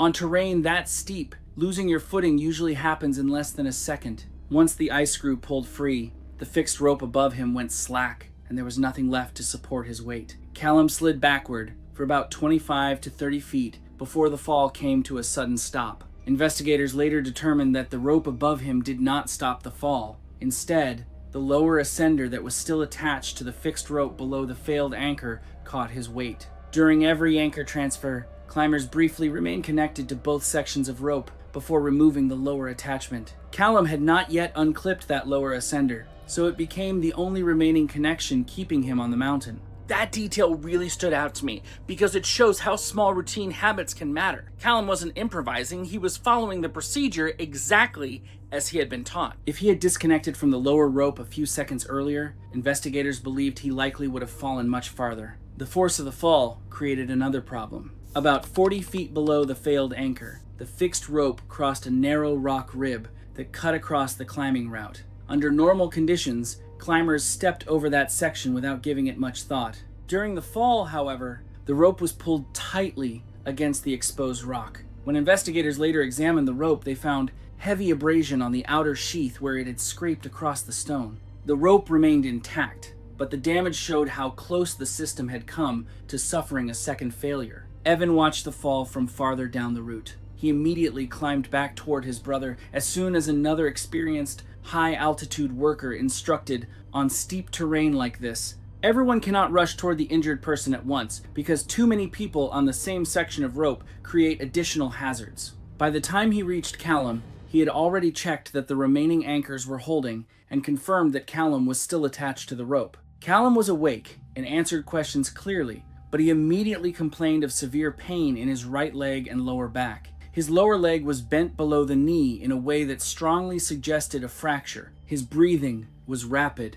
and the skin around his oxygen mask appeared pale from the cold and the physical stress of the fall. Shigri reached them a few minutes later and completed a second assessment. He checked Callum's helmet for damage, confirmed that his oxygen system was still working, and examined him for any obvious head injury. Although Callum remained alert, he could not stand or place any weight on his right leg. Evan stayed beside his brother while the assessment continued. He adjusted Callum's oxygen mask when it shifted during the examination, handed equipment to the rescuers, and helped keep him steady on the narrow slope while Shigri secured the area. I think that's a part people sometimes completely overlook in mountain rescues. Family members usually cannot perform the technical rescue, but honestly, they often become another vital set of hands. On K2, where there are no professional rescue crews waiting above base camp, it just makes sense that everyone nearby ends up helping however they can. The climbers quickly realized that the fall itself was no longer the biggest problem.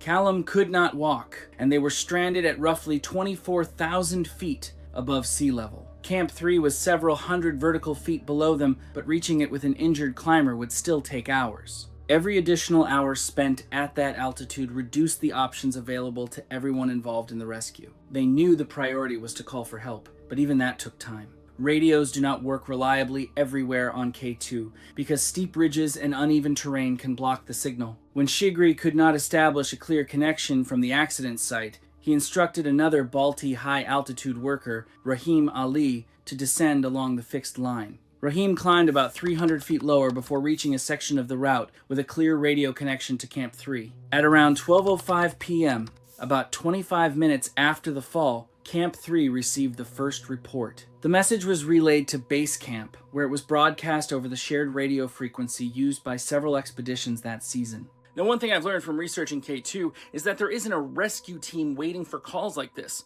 When someone is seriously injured high on the mountain, the climbers already there become the rescue team. A helicopter was never considered a realistic option. In 2019, Pakistani military helicopters could generally reach base camp and, under favorable conditions, sometimes higher sections of the lower mountain. Callum was injured at roughly 24,000 feet, far beyond the altitude where a helicopter could safely hover or conduct a rescue. Everyone on the mountain understood that getting him down would depend entirely on the people already climbing with him. Shigri and another climber worked on stabilizing Callum's injuries. They used a trekking pole, webbing, and extra clothing to make a temporary splint for his broken leg because carrying a full medical splint that high on K2 was not practical. Shigri also checked the regulator and hose connected to Callum's oxygen system to make sure neither had been damaged during the fall. Evan stayed beside his brother throughout the process. He helped secure the splint, monitored the pressure in Callum's oxygen cylinder, and passed equipment to the rescuers as they asked for it.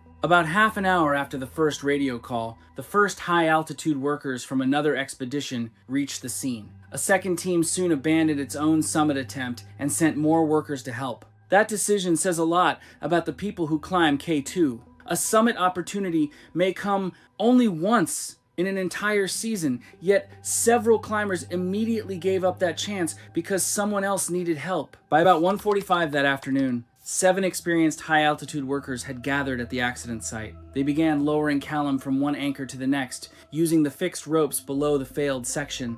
Before anyone trusted an anchor, one of the workers tested it by hand. After watching one anchor fail, nobody wanted to assume the next one was secure without checking it first. The descent moved much more slowly than anyone hoped. The rescue team later estimated they were lowering Callum only about 150 vertical feet each hour. That sounds painfully slow until you consider what they were doing. Every few yards, they had to stop, secure Callum to the next anchor, transfer the ropes one connection at a time, test each anchor before trusting it, reposition the rescuers, and carefully lower him again. A healthy climber could descend the same section much faster, but evacuating someone who could not stand turned every anchor into a separate technical rescue. Evan remained with the rescue for the entire descent. More than once, Shigri urged Evan to descend with another group while the experienced rescuers handled the evacuation. Evan refused every time. He insisted on staying beside his brother and continued helping carry oxygen cylinders,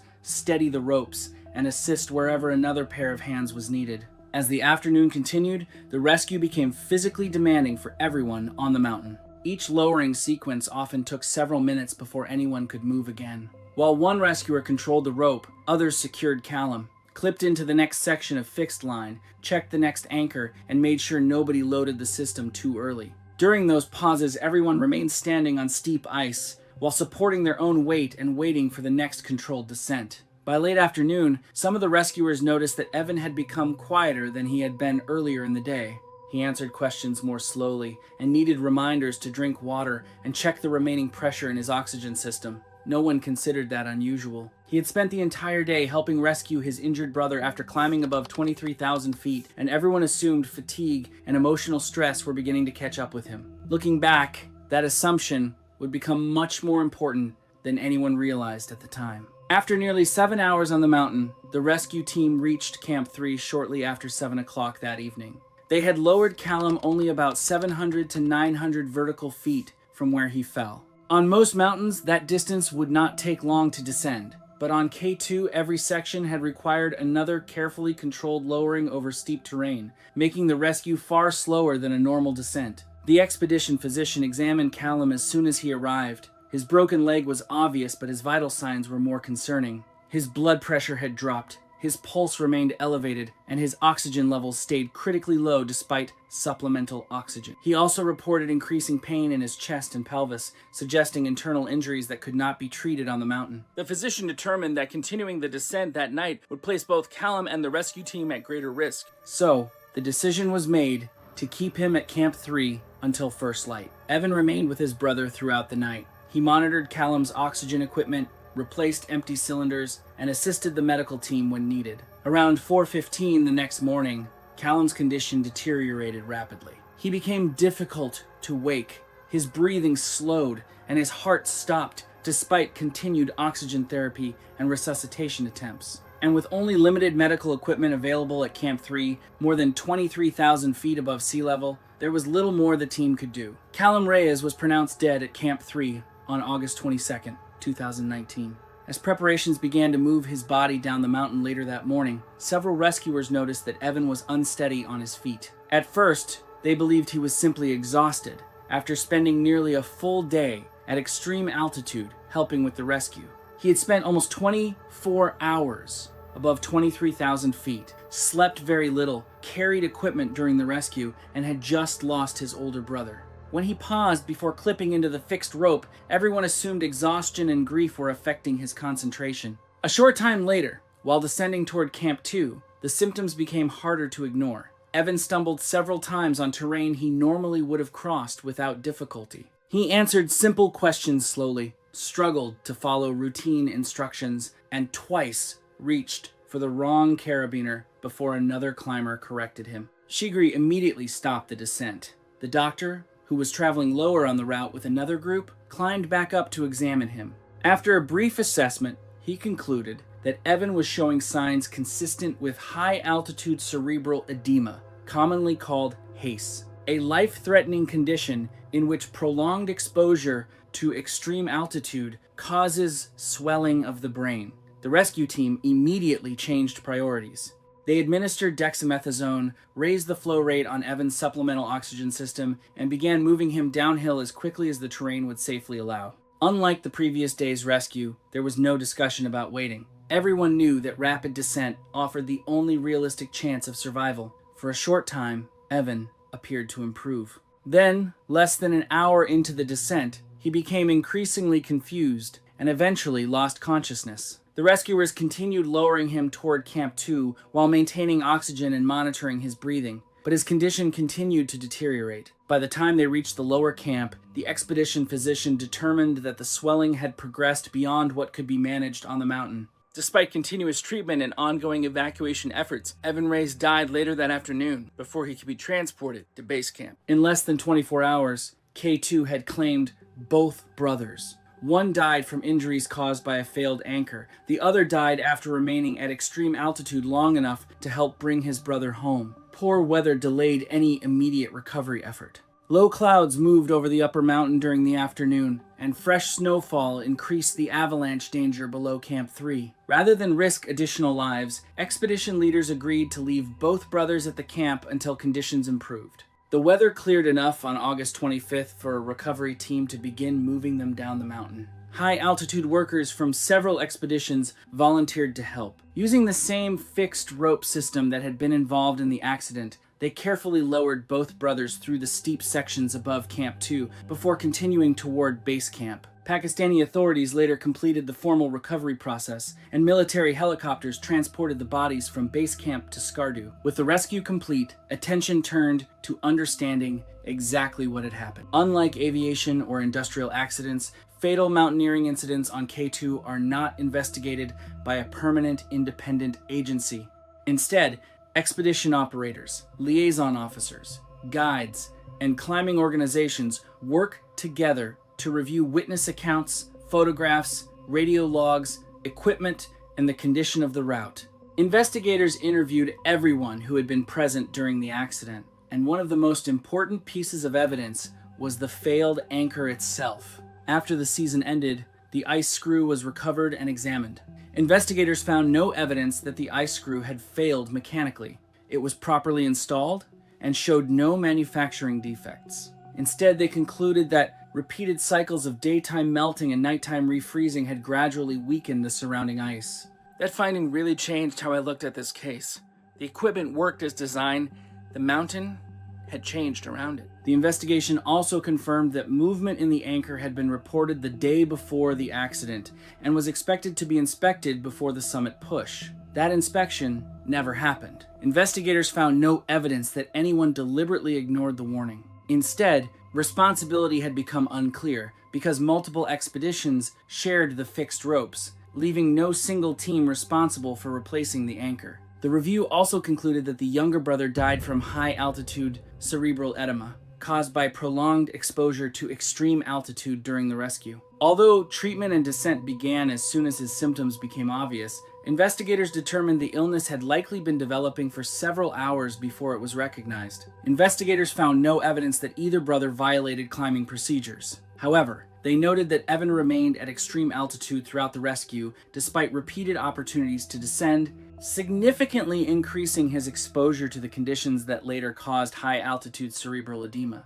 In the months that followed, several expedition operators discussed improving how shared fixed ropes were managed on K2. While no single international standard was adopted, more teams began emphasizing documented inspections of anchors after significant weather changes, instead of assuming previously installed protection remained reliable throughout the climbing season. I think that's what makes this case so difficult to forget. The Reyes brothers came to K2 believing it was mostly a test of strength. The investigation found something different. The ice had changed beneath them. On K2, even doing everything right cannot always overcome a mountain that's constantly changing. This all happened on May 21st of 2016. If you'd picture Everest Base Camp that day, it would be loud in a way people don't expect, with generators humming, prayer flags snapping in the wind, and the constant low murmur of dozens of different languages overlapping.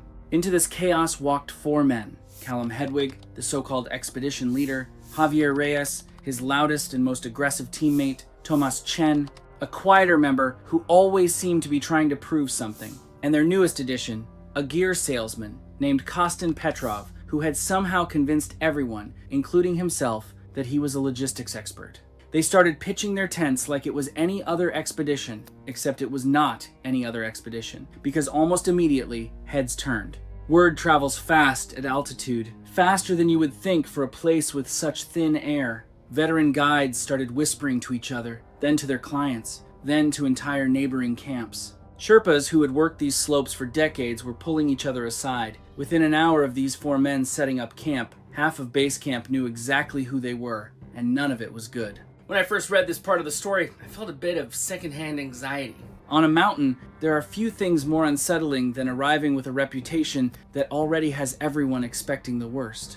Eventually, a British guide named Margaret walked straight up to Callum and told him flatly that he had no business being on that mountain. She brought up K2. She brought up the Khumbu Icefall. She brought up Denali. Callum just laughed her off like she was an annoyance he had dealt with 100 times before. Javier started shouting insults back at her, getting right up in her face, while Tomas stood off to the side, saying nothing, looking pale and uncomfortable in a way that, looking back, was probably the first sign that something inside him was already cracking. A Nepalese liaison officer had to step in just to keep the whole thing from turning physical. Here's the frustrating part. Callum pulled out his permits, his paperwork, everything legally required to be on that mountain, and waved it in Margaret's face. Because here is the truth about Everest that a lot of people do not realize. If you have the money and the documents, nobody can actually stop you from climbing, no matter how many bodies you have left behind. Margaret told him that she and the other guides would be warning every team on the mountain about him. Callum just called them all jealous failures and walked away.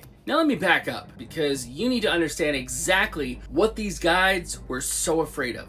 To do that, I have to take you to 3 different mountains, 3 different years, and 3 different deaths that all somehow led back to the same team. 2 years before this Everest expedition, Callum led a team up K2, and on that team was a relatively inexperienced climber named Yusuf. Callum, who loved nothing more than treating human survival like a spreadsheet problem, had calculated what he called an optimal oxygen flow rate, all in the name of saving weight on the mountain. He convinced Yusuf to follow this so-called efficiency model instead of the standard, safer flow rates that every guide on Earth would have recommended. Yusuf ran out of oxygen in the bottleneck, one of the most dangerous and exposed sections on the entire mountain. Over the radio, he kept reporting that his vision was blurring, that he could not catch his breath, that his thoughts were getting foggy. And what did Callum do? Sitting comfortably back at Camp 4, he told Yusuf to keep descending on his own. He did not send anyone up to help him. Yusuf died of oxygen starvation,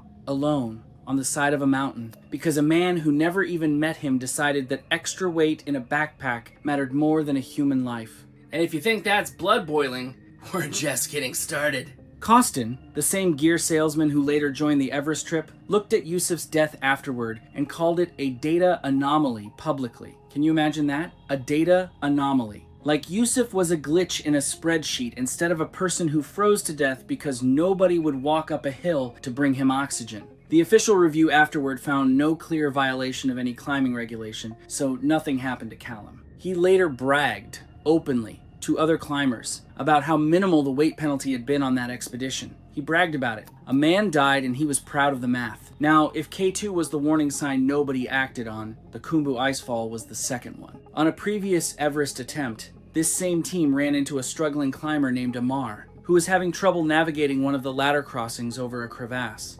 Instead of helping him, Javier decided the best move was to scream at Amar that ropes were a crutch for fear and that he should trust his feet instead. If you're a climber yourself, you'd probably be fuming at that line, because you know that ropes are not a crutch. Ropes are the entire reason people survive the ice fall. Amar slipped. His rope caught him, which probably saved his life in the immediate moment, but he was left dangling over the crevasse, suffering serious injuries and prolonged exposure to the cold, while rescuers scrambled to reach him. And what did Callum tell the rescue team when they arrived? That Amar had a pre-existing condition, except Amar's medical records showed nothing of the sort. Meanwhile, Costin was apparently standing there with a notebook documenting the angle of Amar's fall, and later concluded that it was Amar's inefficient foot placement that caused the accident, not the fact that a grown man had just screamed at him to abandon his safety line. They left him there as rescuers tried to reach him. Amar eventually died from complications related to those injuries and the exposure he suffered while waiting. His body was not even recovered for weeks. I keep coming back to this idea that these men had a script and the script never changed. Something goes wrong, blame the victim, calculate something irrelevant, walk away. And then there was Denali, just 1 year before this Everest trip.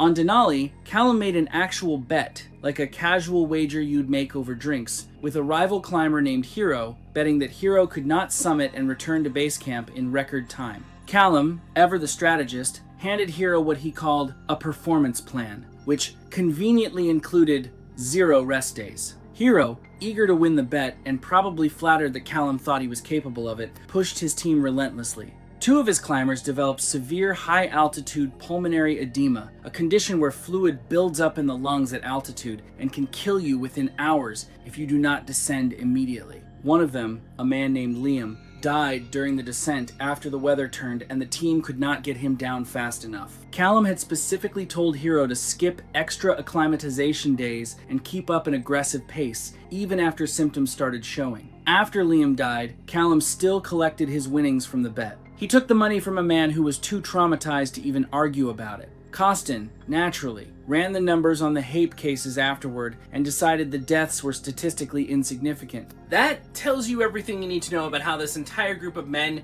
viewed human life.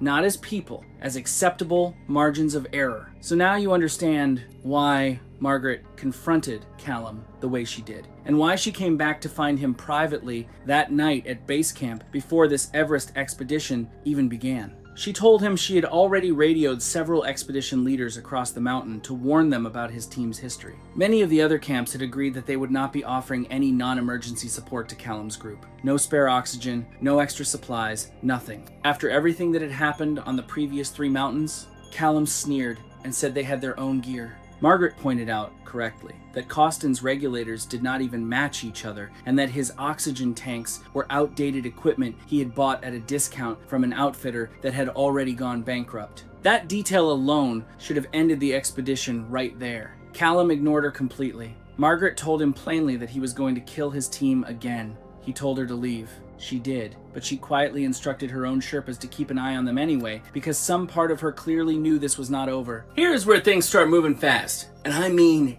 dangerously fast. Callum announced a summit timeline of roughly 10 days of rotations and acclimatization, which honestly, if you know anything about how Everest expeditions normally work, should have set off alarms in everyone's head immediately. Most teams take weeks, not days, to let their bodies adjust to the thinning air. But Callum wanted speed, so he handed the scheduling over to Costin, a man with 0 medical training, who produced a spreadsheet that completely ignored the basic physiology of how human bodies acclimatize to altitude. Javier, ever the bully, started publicly shaming Tomas anytime he hesitated or expressed concern, calling him soft in front of the rest of the team. And Tomas, desperate for approval from these 2 men, just agreed to go along with it. What's crazy about this part of the story is the 2 young Sherpas they hired. These were guys on only their first few seasons working above base camp, still relatively inexperienced themselves, and even they could see how reckless this plan was. They voiced their concerns. They were overruled instantly.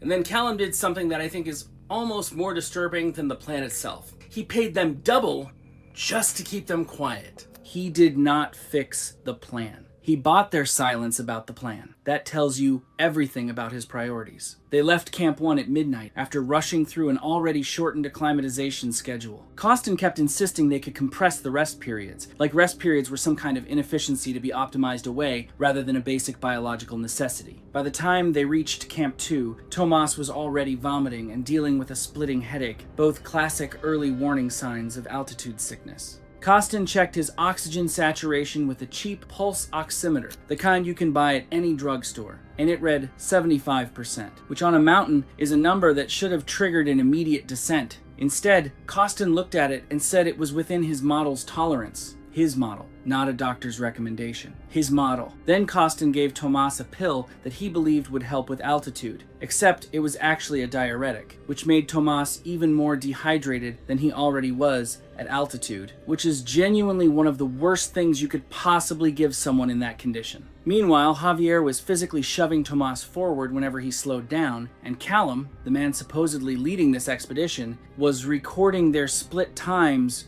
with what I can only describe as visible satisfaction, like he was watching a stock ticker go up instead of watching a man slowly poison himself with bad decisions made by people who were supposed to be protecting him. The pill itself was later identified from Costin's recovered medical kit. By Camp 3, Tomas had started talking to himself. Not just muttering, but holding full conversations with people who were not there, insisting he could hear voices coming out of empty sections of the mountain. He even started accusing Costin of poisoning his water. And listen, I'm not a doctor, but even I know that talking to invisible people at 24,000 feet is not a personality quirk.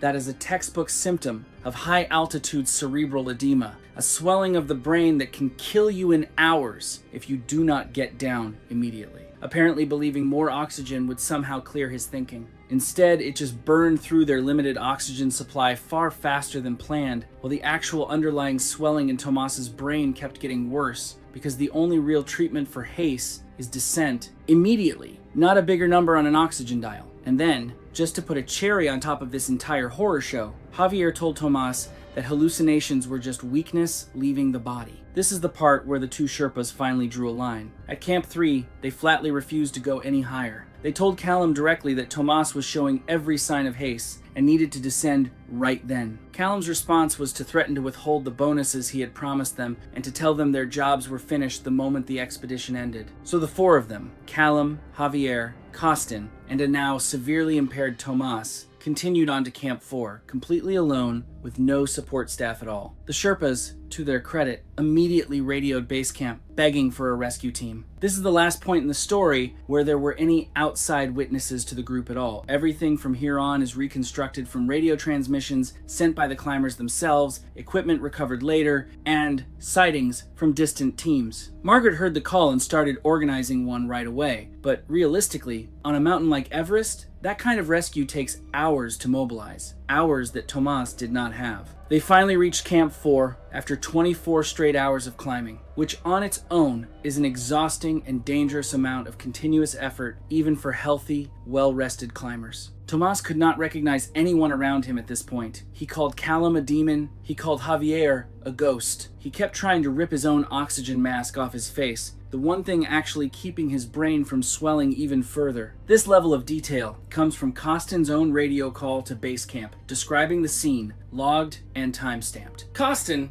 in what I genuinely believe he thought was helping, fiddled with the regulator. This actually reduced Tomas's oxygen flow even further, the exact opposite of what anyone in that situation needed. And Callum, faced with a teammate in full-blown medical crisis, decided the right move was to rest for only 4 hours and then push straight to the summit. He never even informed base camp of how dire the situation had become. We know this from the radio log itself specifically, from what Callum didn't say. Javier's contribution to all of this was to splash Tomas with water to wake him up, water which immediately froze solid on Tomas's face in the brutal cold. They left for the summit at midnight, and Tomas, somehow, was still moving, locked in what can only be described as a fugue state, following the others mechanically without any real awareness of where he was or why. At a point called the balcony, around 28,000 feet up, Tomas suddenly stopped and began screaming that the others were imposters who had been sent to murder him. He started swinging his ice axe wildly through the air, Javier barely dodged the swing but slipped on a patch of ice in the process and nearly fell himself. Callum tackled Tomas to the ground to restrain him, and Costin, panicking, pulled medication from his own personal emergency kit and gave it to Tomas, believing it would calm him down. Instead, it just left Tomas groggy and even more disoriented, which on a mountain at that altitude is about the most dangerous state a human body can be in. This entire sequence is from Costin's last coherent radio call to base camp, made shortly after it happened, the most detailed surviving account of anything above Camp 4. Looking back at what happened next, it's hard to avoid the conclusion that Tomas had effectively become a dead man walking, and everyone on that ridge knew it. As they pushed above the balcony toward the southeast ridge, Tomas, lost completely in his hallucinations, reached over and unclipped Costin's oxygen line. Apparently convinced that Costin was some kind of robot that needed to be unplugged, Costin gasped and fumbled desperately to reconnect it.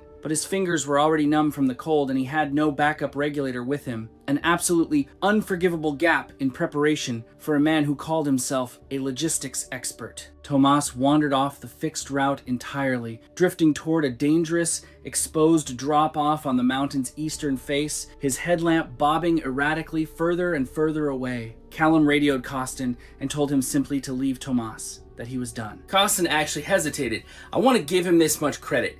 He hesitated, staring at Thomas's headlamp disappearing into the dark. He called Callum back, practically begging for help. Callum's response was that they were 200 meters from the summit and that Costin needed to handle it himself. And then Callum just kept climbing. Costin tried to follow after Tomas, but his own oxygen was already critically low because he had miscalculated his own tank consumption. The same man who built spreadsheets for everyone else's survival could not even correctly calculate his own. He sat down to recalculate using a rugged smartphone loaded with his planning spreadsheets, and the phone, in the brutal cold, simply froze and died in his hands. They took their triumphant photos, shouted into the wind, the whole celebratory routine you would expect from any successful summit. Javier called his wife on a satellite phone to tell her he was on top of the world. Callum planted a flag bearing his company's logo, like this was a marketing opportunity, instead of the immediate aftermath of abandoning two teammates in mortal danger. Neither of them said a single word about Tomas or Costin, not one mention. They just took their photos and began their descent, as if the two men they had left behind simply did not exist anymore. If that doesn't disturb you, well, I don't know what will. It shows exactly how little these two men actually cared, even in the moment of supposed triumph. On the way down, Javier stopped to look for Tomas's headlamp, still flickering somewhere in the distance below. He stared too long, not watching his own footing, while navigating a fixed line transition over hard, wind-scoured ice, one of the most unforgiving surfaces you can stand on at that altitude. His crampons skidded out from under him. He fell sideways, slid down a steep couloir, and crashed into a rock band below. He was dead on impact. Callum heard the scream. He did not turn back. He kept descending, leaving his second teammate's body behind within minutes of leaving the first two for dead. Lower down, near the South Col, Callum found Costin slumped against a rock, his oxygen tank completely empty, his mask hanging half off his face. It turned out Costin had tried to reconnect his oxygen line after Tomas had ripped it loose, but he had done it incorrectly, leaving the connector not fully seated, which created a slow, gradual leak that drained his remaining oxygen over time without him fully realizing it. As that leak continued, his oxygen levels kept falling, his thinking kept deteriorating, and he became less and less capable of even recognizing the problem, let alone fixing it. By the time he understood what was happening, he was too impaired to do anything about it. He died of hypoxia while trying, one last time, to calculate his remaining oxygen on a phone that had already died in his hands. Callum checked Costin's pockets for spare batteries, found none, and took Costin's nearly empty oxygen tank for himself before leaving his body exactly where it was. We know this because the tank was missing from Costin's body when it was later found, and Callum reported taking it over the radio. Somewhere far above, another climbing team spotted Tomas's headlamp moving erratically toward a massive crevasse. They radioed base camp immediately, but before anyone could possibly reach him, the light simply vanished into the darkness. Tomas was never found. His body is presumed to be buried somewhere in that crevasse, completely unrecoverable, which means his family will never have a body to bury, never have a definitive ending, just a light that disappeared on the side of a mountain. Callum continued down alone after leaving Costin's body behind, severely exhausted, badly dehydrated, and running on what was essentially a nearly empty oxygen cylinder he had just stolen off a dead man. The weather was turning worse as afternoon winds picked up across the upper mountain, and Callum, predictably, started growing more confused with every step, struggling to clip in correctly to the fixed lines that were the only thing keeping him from falling. Several other climbers descending from their own successful summits noticed him moving slowly, talking to himself, clearly in trouble. But by that point, after everything this man had done, it is hard for me to feel much beyond a grim sense that the mountain was finally collecting what he owed it. Near the Geneva Spur, Callum tried to bypass a line of climbers waiting at a fixed line anchor, convinced, even now, even after losing his entire team, that he could save time by cutting the line. He unclipped himself before properly securing into the next section of rope, his frostbitten hands fumbling uselessly with the carabiner. A sudden gust of wind knocked him off balance. He slipped on the hard ice and fell down the slope, his headlamp and his stolen oxygen cylinder disappearing into the darkness below him. The fall was not survivable. This detail comes from the climbers waiting at that anchor, who witnessed his fall, directly the only eyewitnesses to Callum's death. This is a bad thought, I admit, but it's sort of satisfying to know that the man who spent years treating other people's deaths as acceptable margins of error became just another statistic himself. When Margaret's rescue team finally made it up to the higher reaches of the mountain, they found exactly what you would expect by then. Tomas was gone, swallowed somewhere in that crevasse. Costin was dead at the South Col, exactly where Callum had left him. There was clear evidence of Javier's fatal fall along the route, and Callum himself was missing entirely. Search teams eventually located signs of where he had fallen, but determined that any recovery attempt would be far too dangerous for the rescuers themselves, so his body remains on the mountain to this day. The Nepalese authorities later conducted a full investigation, piecing together radio logs, statements from the two Sherpas who had been fired for raising the alarm, and accounts from other climbers who had crossed paths with the team along the way. Investigators concluded that the expedition had ignored repeated safety warnings, climbed far too aggressively for their bodies to handle, and pushed forward even after every sign imaginable showed that one of their own was suffering from severe altitude illness. In the end, no criminal charges were ever filed, simply because all 4 members of that team were dead, and so much of what happened above Camp 4 exists only in radio transcripts and secondhand accounts. I couldn't stress enough that none of this required a freak storm or some unpredictable twist of nature. Every death in this story traces back to a choice that a person made while fully capable of choosing differently. Yusuf could have had real oxygen instead of an optimal flow rate. Amar could have kept his rope on without being shamed off it. Liam could have had rest days. Tomas could have descended the moment he started seeing things that were not there. None of these were mysteries of the mountain. They were just men who decided again and again that other people's lives were less important than their own timelines, their own bets, and their own bragging rights, right up until the mountain finally decided it had heard enough.